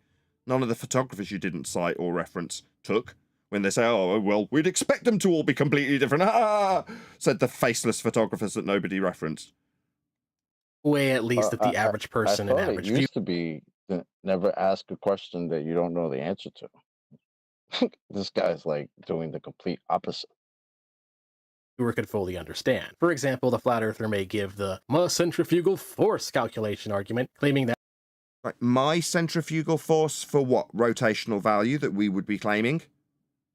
Oh, would this be the rebuttal to your positive assertion that we have a turning Earth and centrifugal forces within the turning Earth that would be induced that we would argue against if it was put to us as a positive assertion? Again, this sounds very much like a globe claim and globe response from anybody. Who could be from a concaver, but why would this be from a flat earther specifically? Now, it's one of them, what do you call them? Oh yeah, straw men. Like an argument that you can easily overcome from within your own bloody rhetoric that has nothing to do with Earth being measured flat, or a claim that I would make as a positive assertion. It's your own claim. Maybe when it fails, you can ascribe that failure to the flat earther as well. That the gravitational acceleration of the Earth would be different than what it is observed to be if the Earth... So this is a flat earther, is it? It's talking about gravity, talking about all of these globe concepts. I'm thinking not. was spinning. Funny this how he was just talking about Strawman 2 minutes ago, and then 2 minutes later he's doing it. Funny that. Unfortunately, yes. A lot of flat earthers go into the movement of the Earth and explain how it can't be. I've heard Witsit do it. I've heard a lot of people do it. Yeah, but going into it after the Glober has already brought it up. This is a globe argument he's talking about. Suggesting that this is what a flat earther would put to you. Centrifugal force, that's projection right there. That's their argument. Yeah, exactly. He's suggesting this is what you'd have to overcome if you were debating a flat earther. It's like what? Overcome your own ignorance of your own bloody claim that a flat earther's putting to you.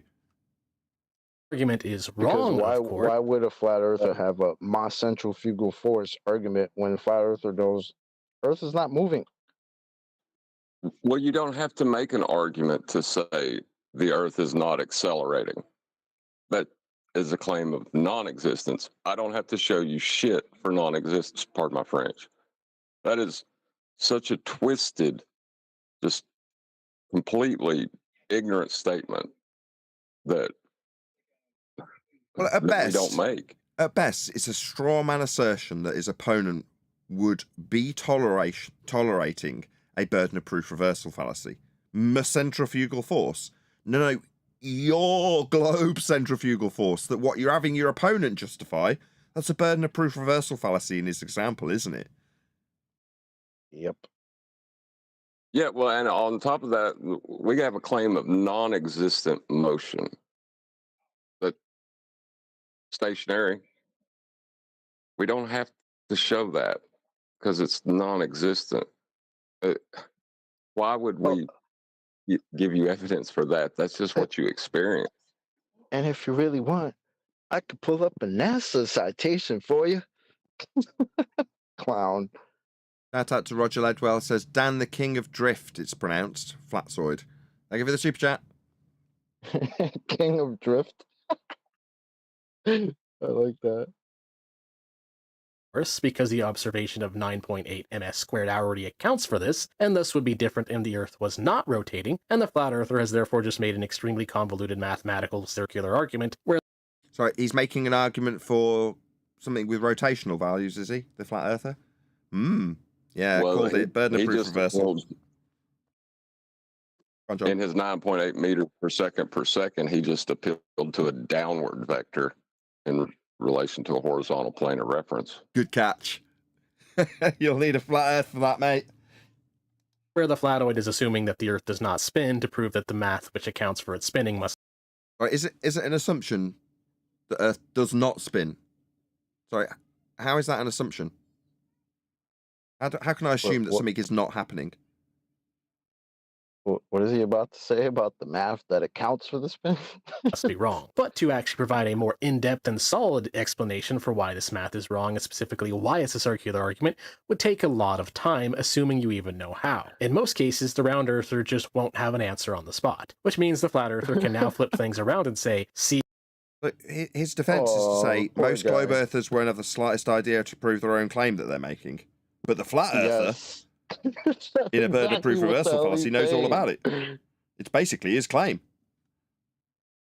It's you round earthers who are not understanding basic physics. No, not basic physics. Your baseless assertion that we are physically moving. That's an outrageous claim that needs a very high standard of evidence after it's been claimed. Me saying nothing's happening. Nothing's happening. Prove it! No, nothing's happening. See? Nothing's happening? What are you talking about? This is like that article, How to Debate Flat Earthers on Crack. This is so funny to me, this video. Which is itself the actual straw man argument. But because it wasn't refuted on the spot, within the time constraints, their rhetoric can give the appearance of being correct. So live debates don't prevent straw man arguments at all, rather quite the opposite. The live format just makes it so that the person who's prepared more BS can straw man to their heart's content, while painting their opponent's correct arguments as if they are straw mans when they are not. The next myth, which is more of a tact... Again, do we have an example? Right. Go on, Choppy, you go first. He's absolutely right. Except that's what the Globers do. Yeah, I was going to say, it'd be fine if he had an example of us doing it. We can example that over and over again. From your side of the globe, against us. Than a myth is for the debate bro to shout, X person won't debate with me because they know that they are wrong. Now again, when you Maybe, but we have had experts debate with us. And when people like Matthew Learns concede that they are measuring Earth flat when they draw out triangles and baselines that are flat. I mean, what is that? That's actually debating with experts and them being demonstrated as proving a flat Earth. I mean, I don't see what the issue is for us. Oh, right. That's not what you're claiming. We're to be suggesting that no experts have ever debated. Plenty of experts have debated us. Understand that being good at debating... Say again. Isn't he a teacher? Matthew Learns? Yeah, he's a university lecturer. Yeah. Wouldn't that be considered some sort of an expert in the subject? Yes. But do we actually have a tally on the number of subject matter experts or claimed subject matter experts that have been decapitated here? No, but there's plenty of them. There's plenty of PhDs that come and go and get decapitated, as you put it. X is not necessarily the same thing as having knowledge of X. This myth kind of automatically falls apart. But it's important to highlight this grift because it's really, really common. This is employed by flat earthers a lot because they will claim that because a specific scientist who works for SpaceX or NASA or whatever won't debate them, then... Give us an example. Show us where this has happened. I mean, I literally, on the intro to every single show, invite anybody and all and sundry to come and debate us. open door policy. He's trying to give an excuse for why Neil deGrasse Tyson said what he said. I think that's what this is directly related to. He won't debate a flat earth. My priests gave me a justification for why they wouldn't be debating, and I'm just going to back that right here because I totally trust them. And that person is running away because they can't defend their position. And then because this prominent scientist won't debate the flat earther, it's then not extremely uncommon for a flat earther to brag about this in the middle of a debate with someone else. What about when we've got PhDs that affirm our position in debate? I mean, that's obviously just not to even be considered. honest. It's never considered to have even happened. Go on, Chocolate. Sorry. To be honest, he is sort of in line with what Neil Smoking deGrasse Tyson said, because he claimed that he wouldn't debate flat Earth because he obviously has the objective truth, and he wouldn't go up against somebody who might be able to win a debate based off personality and characteristics, as opposed to the objective truth that he has. So he's kind of saying the same thing, just in a different way. You know who else said that? Also, almost verbatim. Yeah. You know who else said that? Simon Dan, when asked about why he didn't debate flat earthers. I mean, obviously he was lying and stealing rhetoric from his priest Neil deGrasse Tyson about having the objective truth. What about reference frames being ruined, Dan? What, no 15 degrees now draft to prove Earth spinning then? Like when you lost in debate to me on Twitter, you liar. But having the objective truth is your excuse, like Tyson, right? Yeah, that's him repeating or regurgitating justification for why aren't there people like Tyson just absolutely slamming us? Especially if we become a problem where he needs to make these little videos telling people how not a problem it is and it's just their rhetoric and debate tactics. I mean, obviously this is a problem for you, buddy. You're making a video about it. So why aren't your priests slapping us around? Because they've got the objective truth. It would be easy, wouldn't it? And that's why I asked how old this video is, because that article was a long time. And I know I keep bringing it up because it's just a funny aspect to me how they have to not tell these guys like here are the proofs and just go forth and destroy flat earthers with the proof, but let's give you tactics on how to deal with these flat earthers because they appear to know this stuff better than you do. Even though they don't know it, they just appear to be able to debate it better than you can. So here's all this mitigation for what they do, which is actually what we do, because this whole video just sounds like a giant straw man telling them these are all the things the flat earthers are going to do. Meanwhile, these are all the things that we do, but it's okay because you can win the debate that way. Quick shout out to nonsense. One sec. Shout out to The Final Experiment. It says, Nathan, you are featured in our video premiere tomorrow night. We are excited to finally reveal the experiment itself and hope you'll participate. Oh, if I'm featured, please put a link to me. Hopefully you can grow my channel in the same way I'm trying to grow this dude's by putting a link to his video. Thank you for the super chat. Also, shout out to Roger Ledwell. Thank you very much indeed for the super chat. Also, he says, why did Make prove a flat earth? Okay. Thank you for the super chat. He'd say, why'd you make me prove a flat earth? Why'd you make a... I gotcha. It's yeah.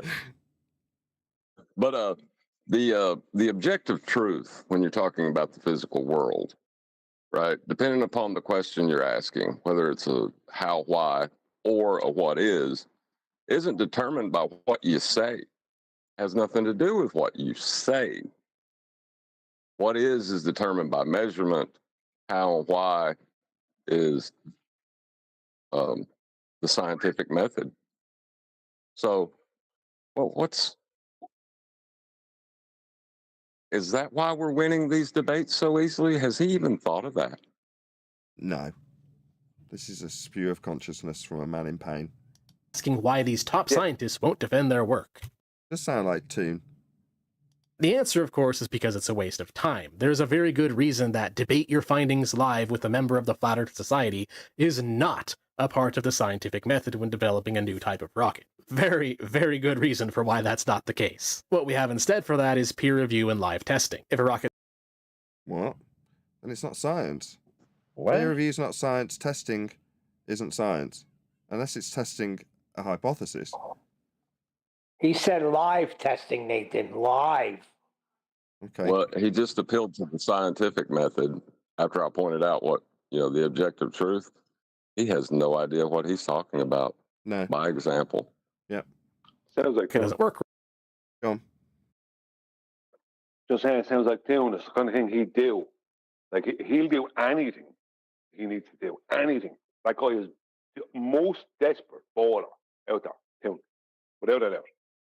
That guy, I don't know how he sleeps. Because he's under pressure. He'll do anything. He'll start a mock channel just to put out this nonsense. Anything. I put nothing past that guy. He paid to have you killed. Go on. Will explode. No flatoid input necessary. And it's also because we know that if you really want to check if something is true or not honestly, that's a process that, again, takes time. There are many scientific theories in the past, such as, say, miasma. Here we go. Scientific theories. A scientific theory would be defined based on the methodology of exactly that, the scientific method. So establishing cause and effect reasoning after establishing what you're studying. That's a naturally occurring phenomena. Once you've got those two stages, you vary that which you assume causes the effect and see if it does or not. And once you've established that it does, you can form a theory. This guy's appealing to the science words, right? To make himself now get bolstered in the, I know what I'm talking about, and I've told you all along by baseless assertion that Earth's spherical. And now he's presumably going to waffle into how it's spherical according to him. Sorry, I missed the U. Yeah, we got it though. Refracted curvature was all over it. Thank you for the second super chat, Roger Ledwell. You does the super chat again. Why are you making me prove a flat Earth? A theory, for example, that were widely believed for years before we figured out why it wasn't true. Truth that Yeah, when it's science, there is no figuring out after the fact if it's true or not. You've gone through an empirical methodology to establish it, to call it a theory. This just isn't science.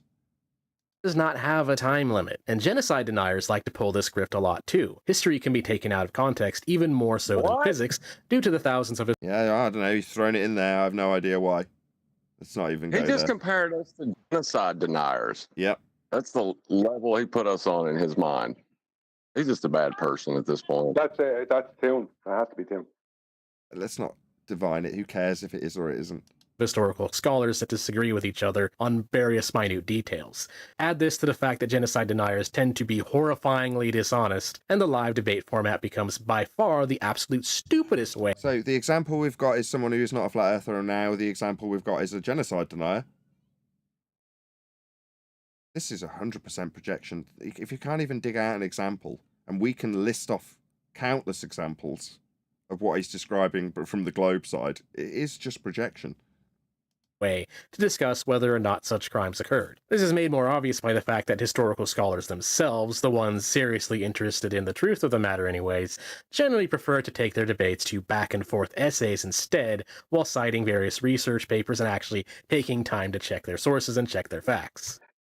Meanwhile, like he wants us. Just one point. Meanwhile, physics is a study of the physical and natural world that involves the assertion of a natural phenomena that you want to know the cause of, formulation of a hypothesis, that's a scientific prediction, and then variation and manipulation of that which you assume causes the effect in your hypothesis, that's called an experiment, and if you validate it, you can form theory. That's what actual science is. Go ahead, Brian. Yeah, it's nearly like he has something to promote there. You know, when someone says to you, when someone tries to land you in, right, with Holocaust deniers, what does that mean?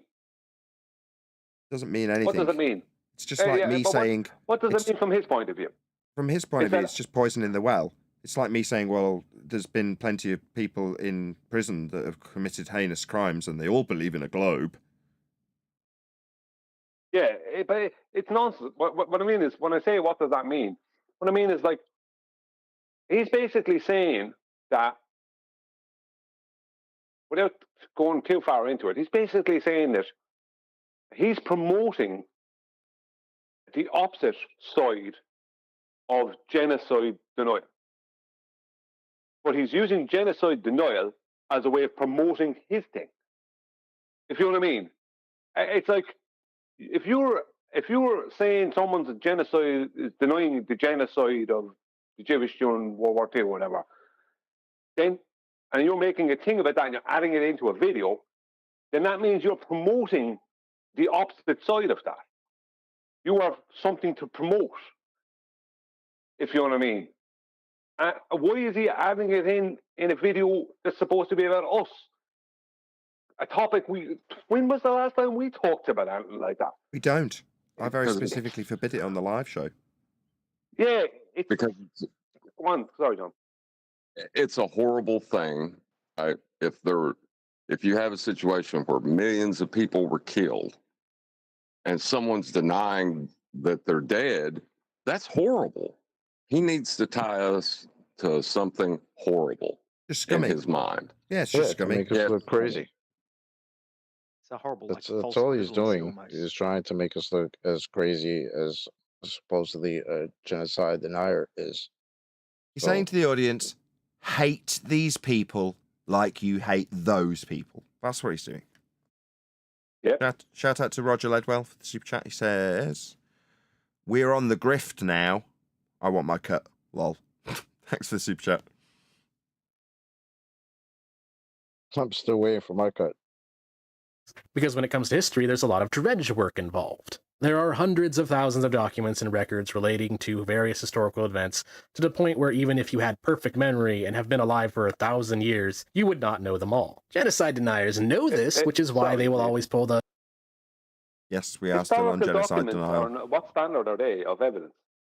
It's not a standard that I care about because it's not us he's talking about. He's still talking about genocide deniers. Yeah, but he's leading this. Maybe I'm wrong. I could get this wrong. But I think he's leading this around to there's historical documents to prove we're a globe. Like, sorry, historical documents don't prove anything. History is written by whoever wins the wars, regardless of what you want to claim or not claim. This is the way it is. And you go from place to place and the history will be different. Why is the history different? Why is world history different here from Japan maybe or somewhere?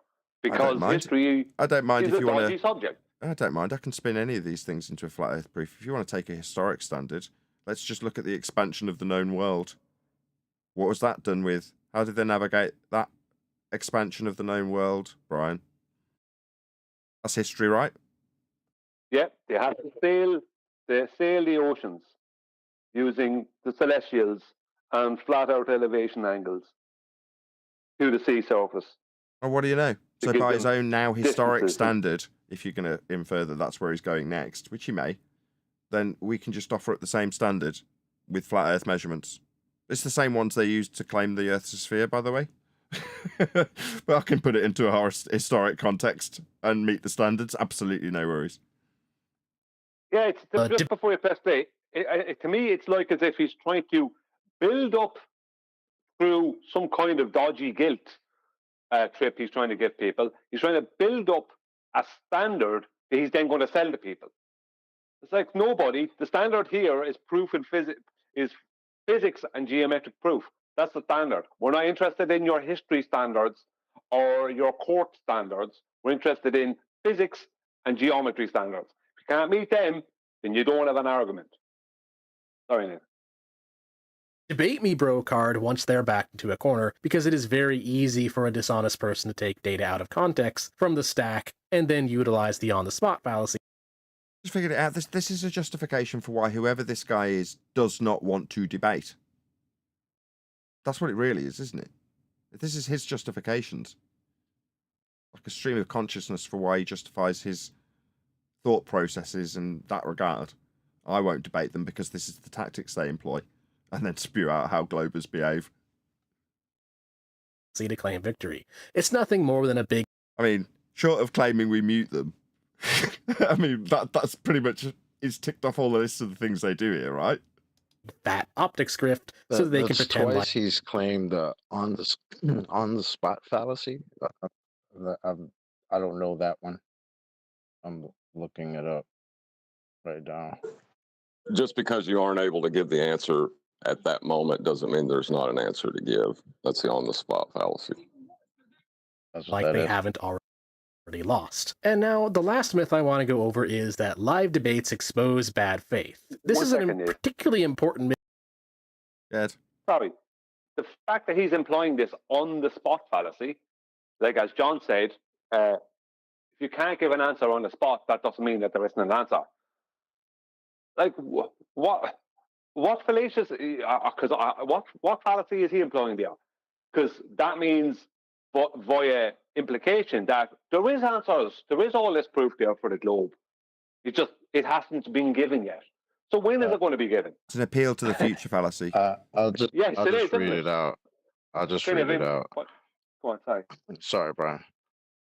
On-the-spot fallacy. An on-the-spot fallacy, OTS, is a logical fallacy that occurs when a debater is considered wrong or even incapable of having an opinion if they cannot recite specific data or technical minutiae on some topic. The fallacy asserts that one must be an expert on a topic in order to discuss anything related to it. And at that, an expert with flawless memory. So, therefore, an on-the-spot fallacy would be when I'm charged with going out to do celestial navigation and recite the intricate details of it and show it on a map, for example. And I go, I don't need to. I just need to know how an elevation angle works. No, we can avoid your argument because you don't have personal experience.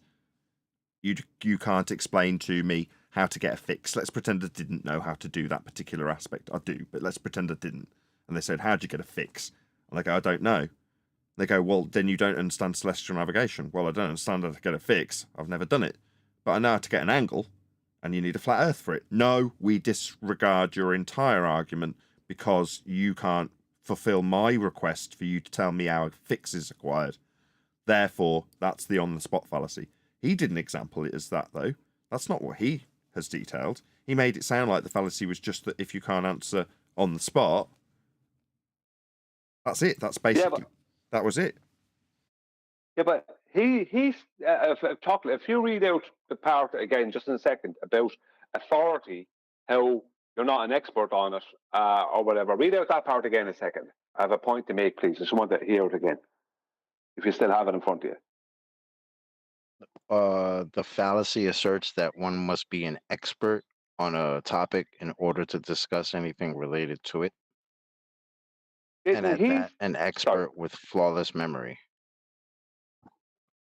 Yeah, isn't he employing the expertise of NASA? Isn't he basically committing that fallacy himself? As he's saying that, he's basically saying, well, the flat earthers aren't debating NASA people, like they're the experts, or aren't NASA people, aren't the experts. That's basically, he's basically employing that fallacy, is he not? Himself. Am I wrong? I don't know. I'd have to give it consideration. It sounds more like he's saying, right, that because if the on-the-spot fallacy is the fallacy occurs when a debater is considered wrong if they cannot recite specific data. So it sounds like he's saying, so if the flat earther tells the glober that, oh, you can't recite this, like, you know, like if I ask, well, what's the radius of the earth, and the glober doesn't know. So I'm saying that I'm committing the fallacy by saying, well, you don't understand, you're not an expert at this because you don't know the radius of the earth, so therefore you can't debate this topic with me. And that sounds like what the fallacy is, right? Yeah, And he's linking the two together. You're half right, Brian. He's linking the two together. So he's got one section where there's the ignorant that wouldn't have the information, therefore by his standards wouldn't be expected to be able to overcome some positions even if they're PhDs. Meanwhile, on the flip side of that coin, the flat earthers are saying, well, we're just not getting to debate NASA, who would be the omnipotent experts in this regard, and therefore, because they are experts, would never be guilty of the on-the-spot fallacy because they would know everything. That's why flat earthers aren't debating them. Yeah, it's like, because this guy's a baller, so you can be sure that he's getting his fallacy. Most of them get off their fallacy. Most of them want to spew out, this is this fallacy and that fallacy, but a lot of them get it wrong. Like when it comes to cherry picking, Even they never know what cherry picking is. Most of them don't know what peer review is. So they're all constantly committing fallacies. I'm not saying they're fallacies, but they're constantly committing fallacies. And I wouldn't put it past this guy to be using this on-the-spot fallacy and throwing it out there in his video, yet while he's actually committing it. Myth to It's go more over because it's mitigation, man. half It's true. him Live saying debates to his do globe- expose bad faith. The problem is that they don't expose bad faith during the debate itself. It's usually after the debate has concluded that someone else might do some more in-depth fact-checking of what the participants were saying, and then they discover that one of them was being consistently deceptive. But during the live debate itself, this kind of expose is much harder to do, because due to time constraints, the optics are often such that if one person debates in good faith and the other in bad faith, especially when the bad faith debater has better rhetoric, the person who is debating in good faith will look like they are losing, at least in the heat of the moment. This is because a key rule of debating in good faith is that you have Neil deGrasse Tyson much? No, we're so lucky. I mean, really, if you think about it, and this topic has nothing to do with faith. I don't have to believe or trust or anything because it's based on measurement. Listen to what he said though. The person debating in bad faith will have the better rhetoric, right? So the flat earther obviously is the one debating in bad faith, but like the whole video mitigation for, oh, but his rhetoric will be better than yours, so don't feel bad, right? have to take if everything you come your off losing to the flat earther. Sorry. opponent is I saying have to say one other thing. Sorry. If someone doesn't know enough about the topic, then they have no business debating it. I don't go debating. I don't go on the forums trying to debate how to build engines because I don't build engines. I don't know anything about it. Other than very basic, changing the You don't oil. need to. Oh, Brian, let me just inform you. You don't need to know anything about engines or even cars. You just need some good debating tactics, and you can go into those car forums and whoop them around, son. That's all you need. Yeah, they'll debate a few F1 mechanics. Yeah, sure. Yeah, you will be in bad faith, not knowing anything about what you're debating to be in bad faith about, because you don't know anything about it. But you'll definitely be in bad faith, and you'll only have good debating tactics and strawmen. So on your pop, you go hand those car guys their ass, Brian.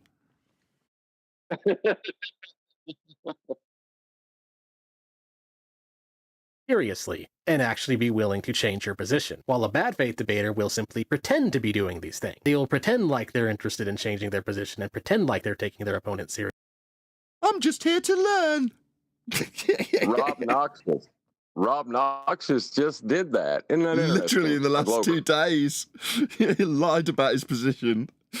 Couldn't make it up, could you? We've got actual examples of what you're suggesting we do, my friend. It's just not us doing it. Seriously, when in reality they never had any intention. Go on. There's so many of the blowers doing that now there's a term for them, although it's a term from outside of flat earth debate. But the term they're calling them now is larpers or larpers. Yeah. I had an explanation given me by Eli. So much that there's actually a term on them. It's live action role play. So it's the guys that would go out and dress up as warrior lords and warrior princesses and charge across battlefields and all that sort of stuff, right? They're really living in the costume of that person in that time. And in this instance, it relates to people who are globers. In the most recent example with Rob Noxious, he's been banned, presumably for bad behaviour.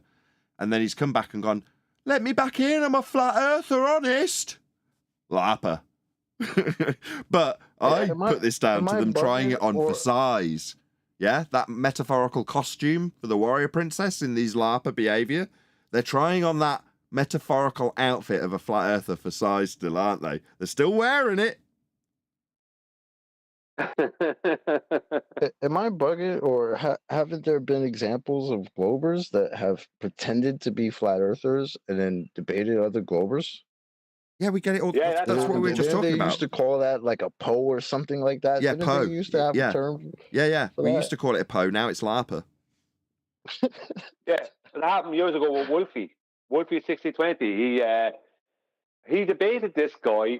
The only debate the guy ever had, with Wolfie that is, he debated this guy nobody ever heard of. The guy didn't have a clue about what he was talking about, and just sat there getting educated on the aircraft from Wolfie. And Wolfie was totally relaxed and totally confident and just so knowledgeable. And this guy was totally, green as grass and just sat there basically for the whole debate, getting completely educated by Wolfie. Then Wolfie also, funny Wolfie again, also made a bet with another guy who nobody knew of. And the other guy, a bet about something to do with he could fly in 3 90-degree angles and make a triangle or something, something really stupid like that. And the man owes him 100,000. Like, nobody knew who this guy was. No one knew who any of these guys were, and they never turned up afterwards. You know what I mean? Isn't that funny? How, and that's not the only examples, but that's going back a good few years. How these people pretend to be flat earthers and then lose badly in debates against globers. How pathetic is that? That is pathetic, isn't it? Let's be honest. The only word you can give to that. Quick shout out to Roger Ledwell. Sorry to cut you off. I'm growing old, waiting for just one globe proof. Yeah, this is pain relief. This isn't him trying to put it out there that there's some globe evidence in debate that you could actually assert in this. It's just a poison in the well pain relief video.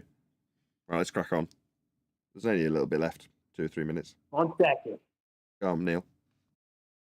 McToon, stop chat skanking and come in if you got something to say. What? Who are you talking to?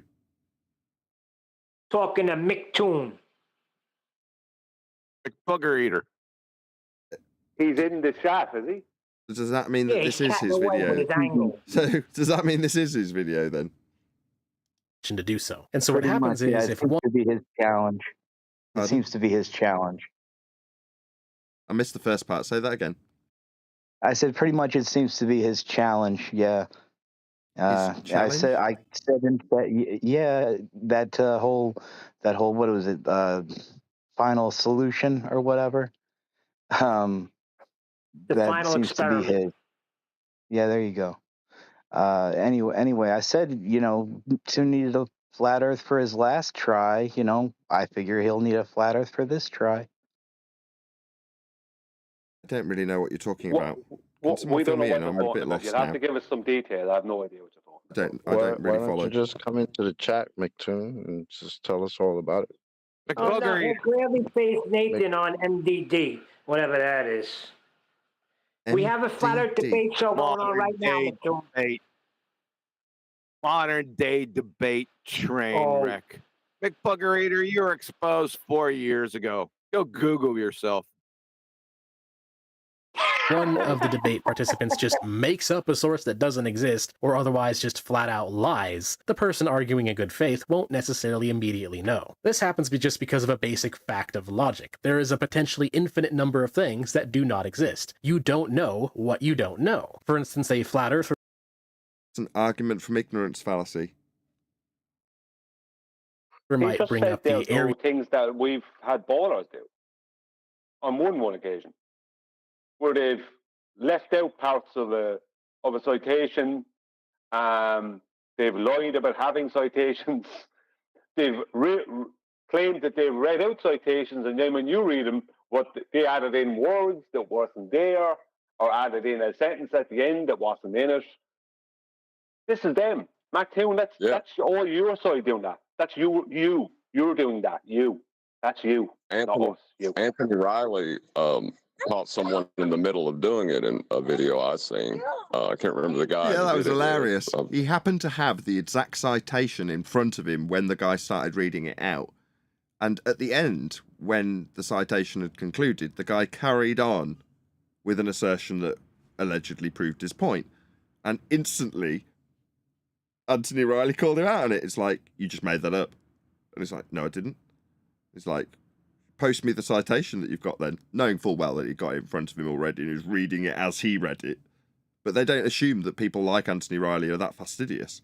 It's like, nah, he's got legal training. If he's got an opportunity and Google in front of him and it takes 10 seconds to look this stuff up, not like this standard from this dude on this video where he's like, don't worry about your own stupid ignorance. It doesn't mean they know their stuff and have researched. They're just good at debating. No. People like Anthony Riley will look up on the spot what someone's saying as they're saying it so we can double check that that is actually what's written down. and then call them out instantly when it isn't, because you're a bunch of lying glurfs. Theory's failure argument. Well, and there's another. Go on. Sorry, there was another guy. There was another guy. It was during that whole is water vapor a gas thing. There was another guy over on Jose's, and he read out a citation, but he didn't read out the end. And it was Dave Akia said, "Hang on a minute, let me read that out to you again." And he read out the citation, but he read Dave Akia, that is, because he had only read it that morning. He read the paragraph at the end that the guy didn't read, which states that water vapor is a gas. Remember, they spent 4 days denying that water vapor was a gas? Remember that was hilarious. It was at that time, right? It was at that time. My favourite with that, right, it's after the fact, right?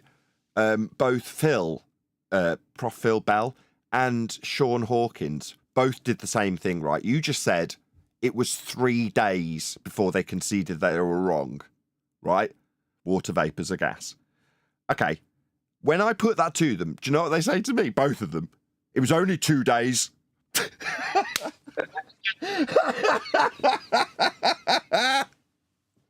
can hear you, John. Go on, John. Or if not, we're going to carry on with the video. What? We'll carry on. Claiming that it's brand new research that conclusively proves the Earth has no curvature. They'd be lying. Is it just me, or did I leave a protracted gap, then say I was playing the video twice, then everyone starts talking? Is it just me? No, John is talking because he can't hear you for some reason. Your audio went funny for a minute there, Nathan, and I reckon John lost your audio at that point. John, probably just drop and come back in. I think he just did. Can you hear us, John? Yeah, I can now. I think that as me or someone else is clearly detailing the situation, that Neil should come in over the top and make sure that it gets extra detailed. Through the top of the video? Right, I'm going to play it again, unless you wanted to add something, John, as you obviously take priority over everything that's going on.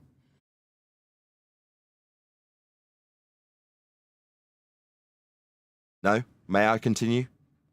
Of course, Airy's failure is old research, and the math behind Airy's failure relies on a hypothetical material known as ether, which we now know does not exist, and we've known this for a long time. But unless the person debating the flat earther is familiar with this specific argument and this specific concept, they may not know that the flatoid is lying about this thing being some kind of new revelation. So if this type of dishonesty is not refuted on the spot, it won't be until after the debate is concluded and someone else creates an essay or article explaining why they were lying that people.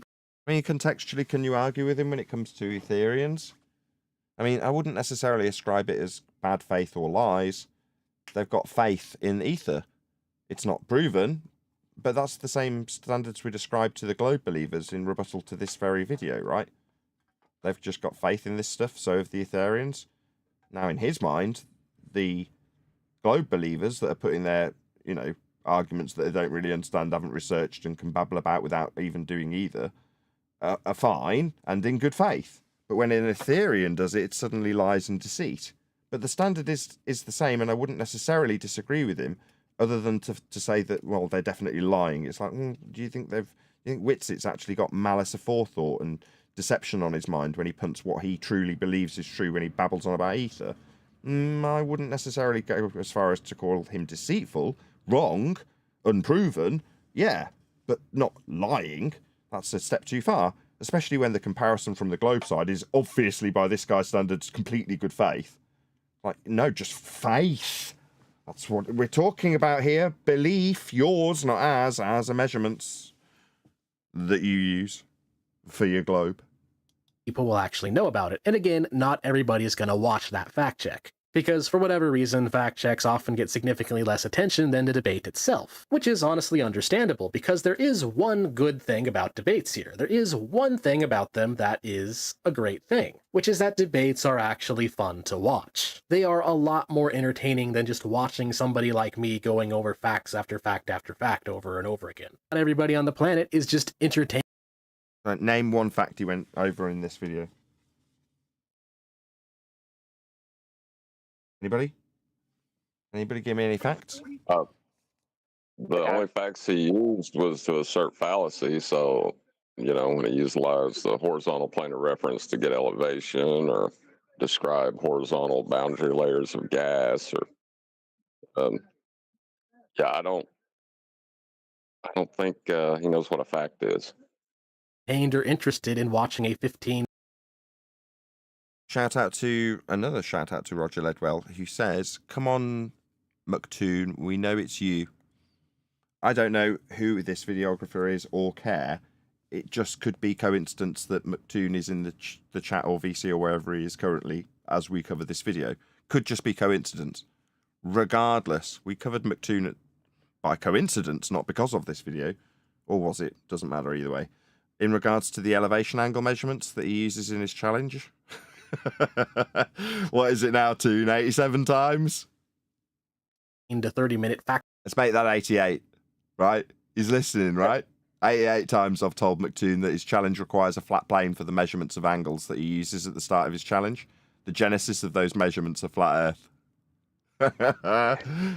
Dump. You know what? Can I just blow some smoke?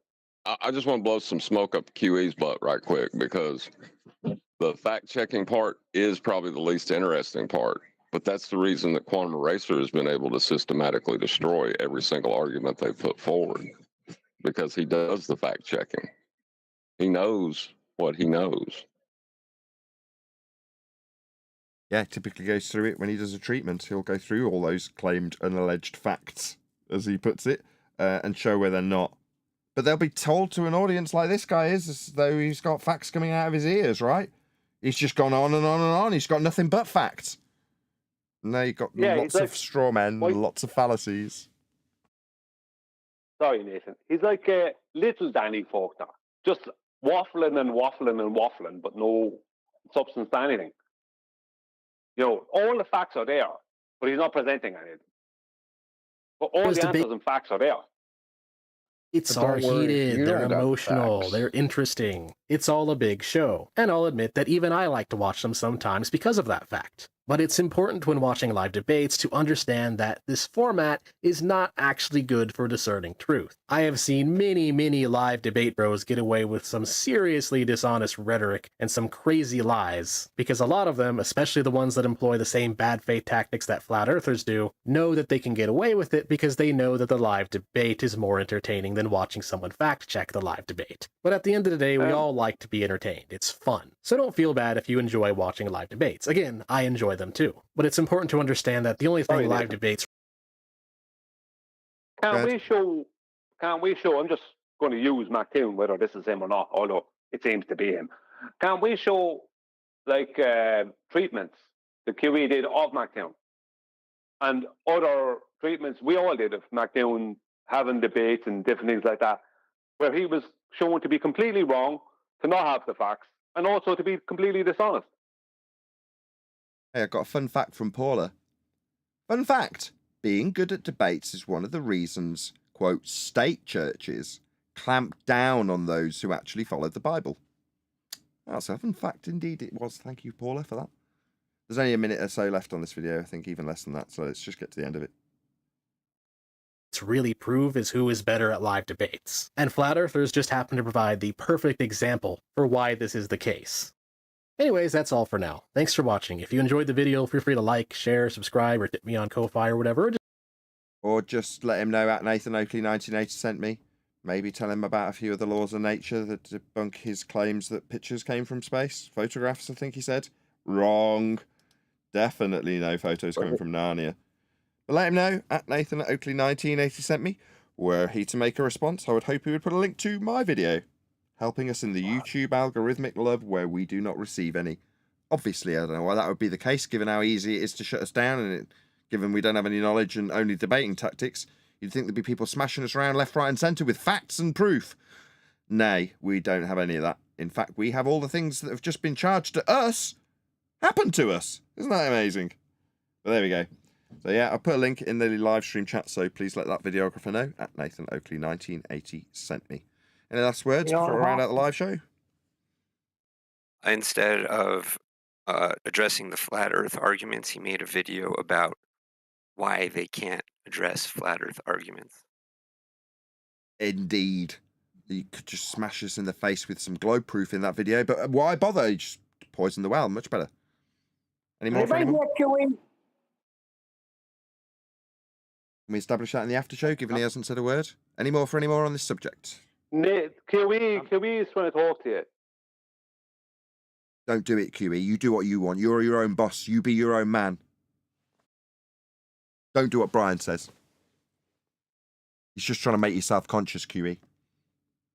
He's done this so there's a long protracted silence, QE. It's all Brian's fault. Shout out. That was a good choice video. One more shout out and then go ahead. Ciao, young cat. Nathan, I think something's going on Can with you the hear me audio. saying a shout out? Ciao, it's not my fault. It's all their fault. I will read your super chat out, I promise. Go ahead. Nathan can hear anybody.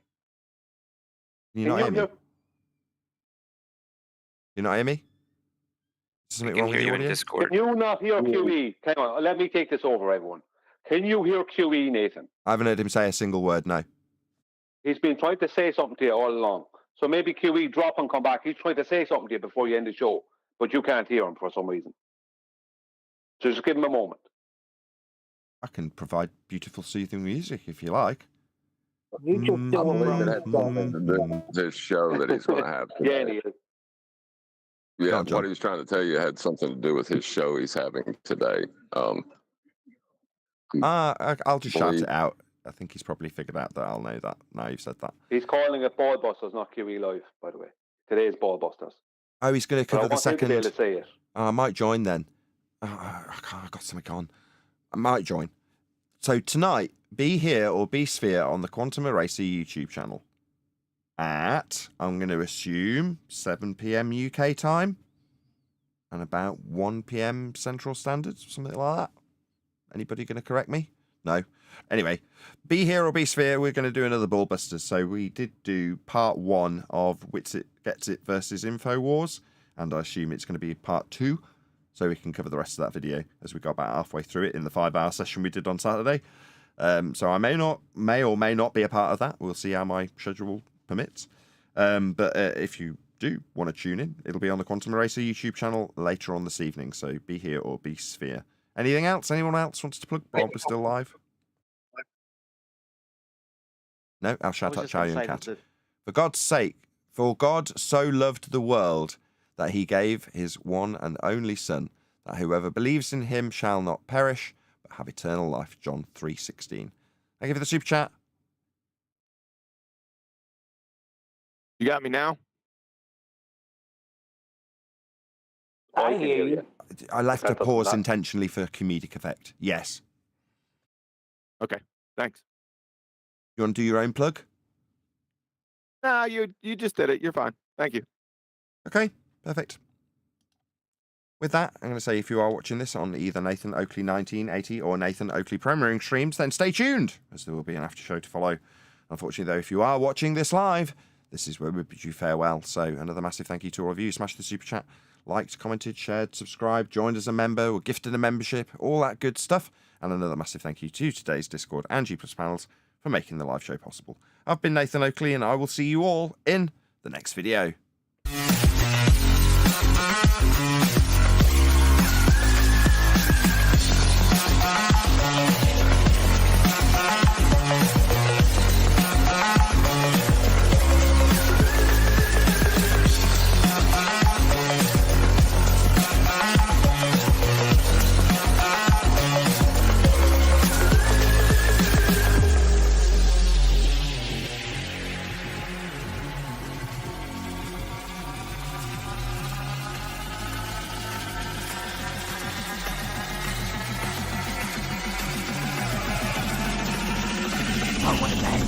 What a lovely day!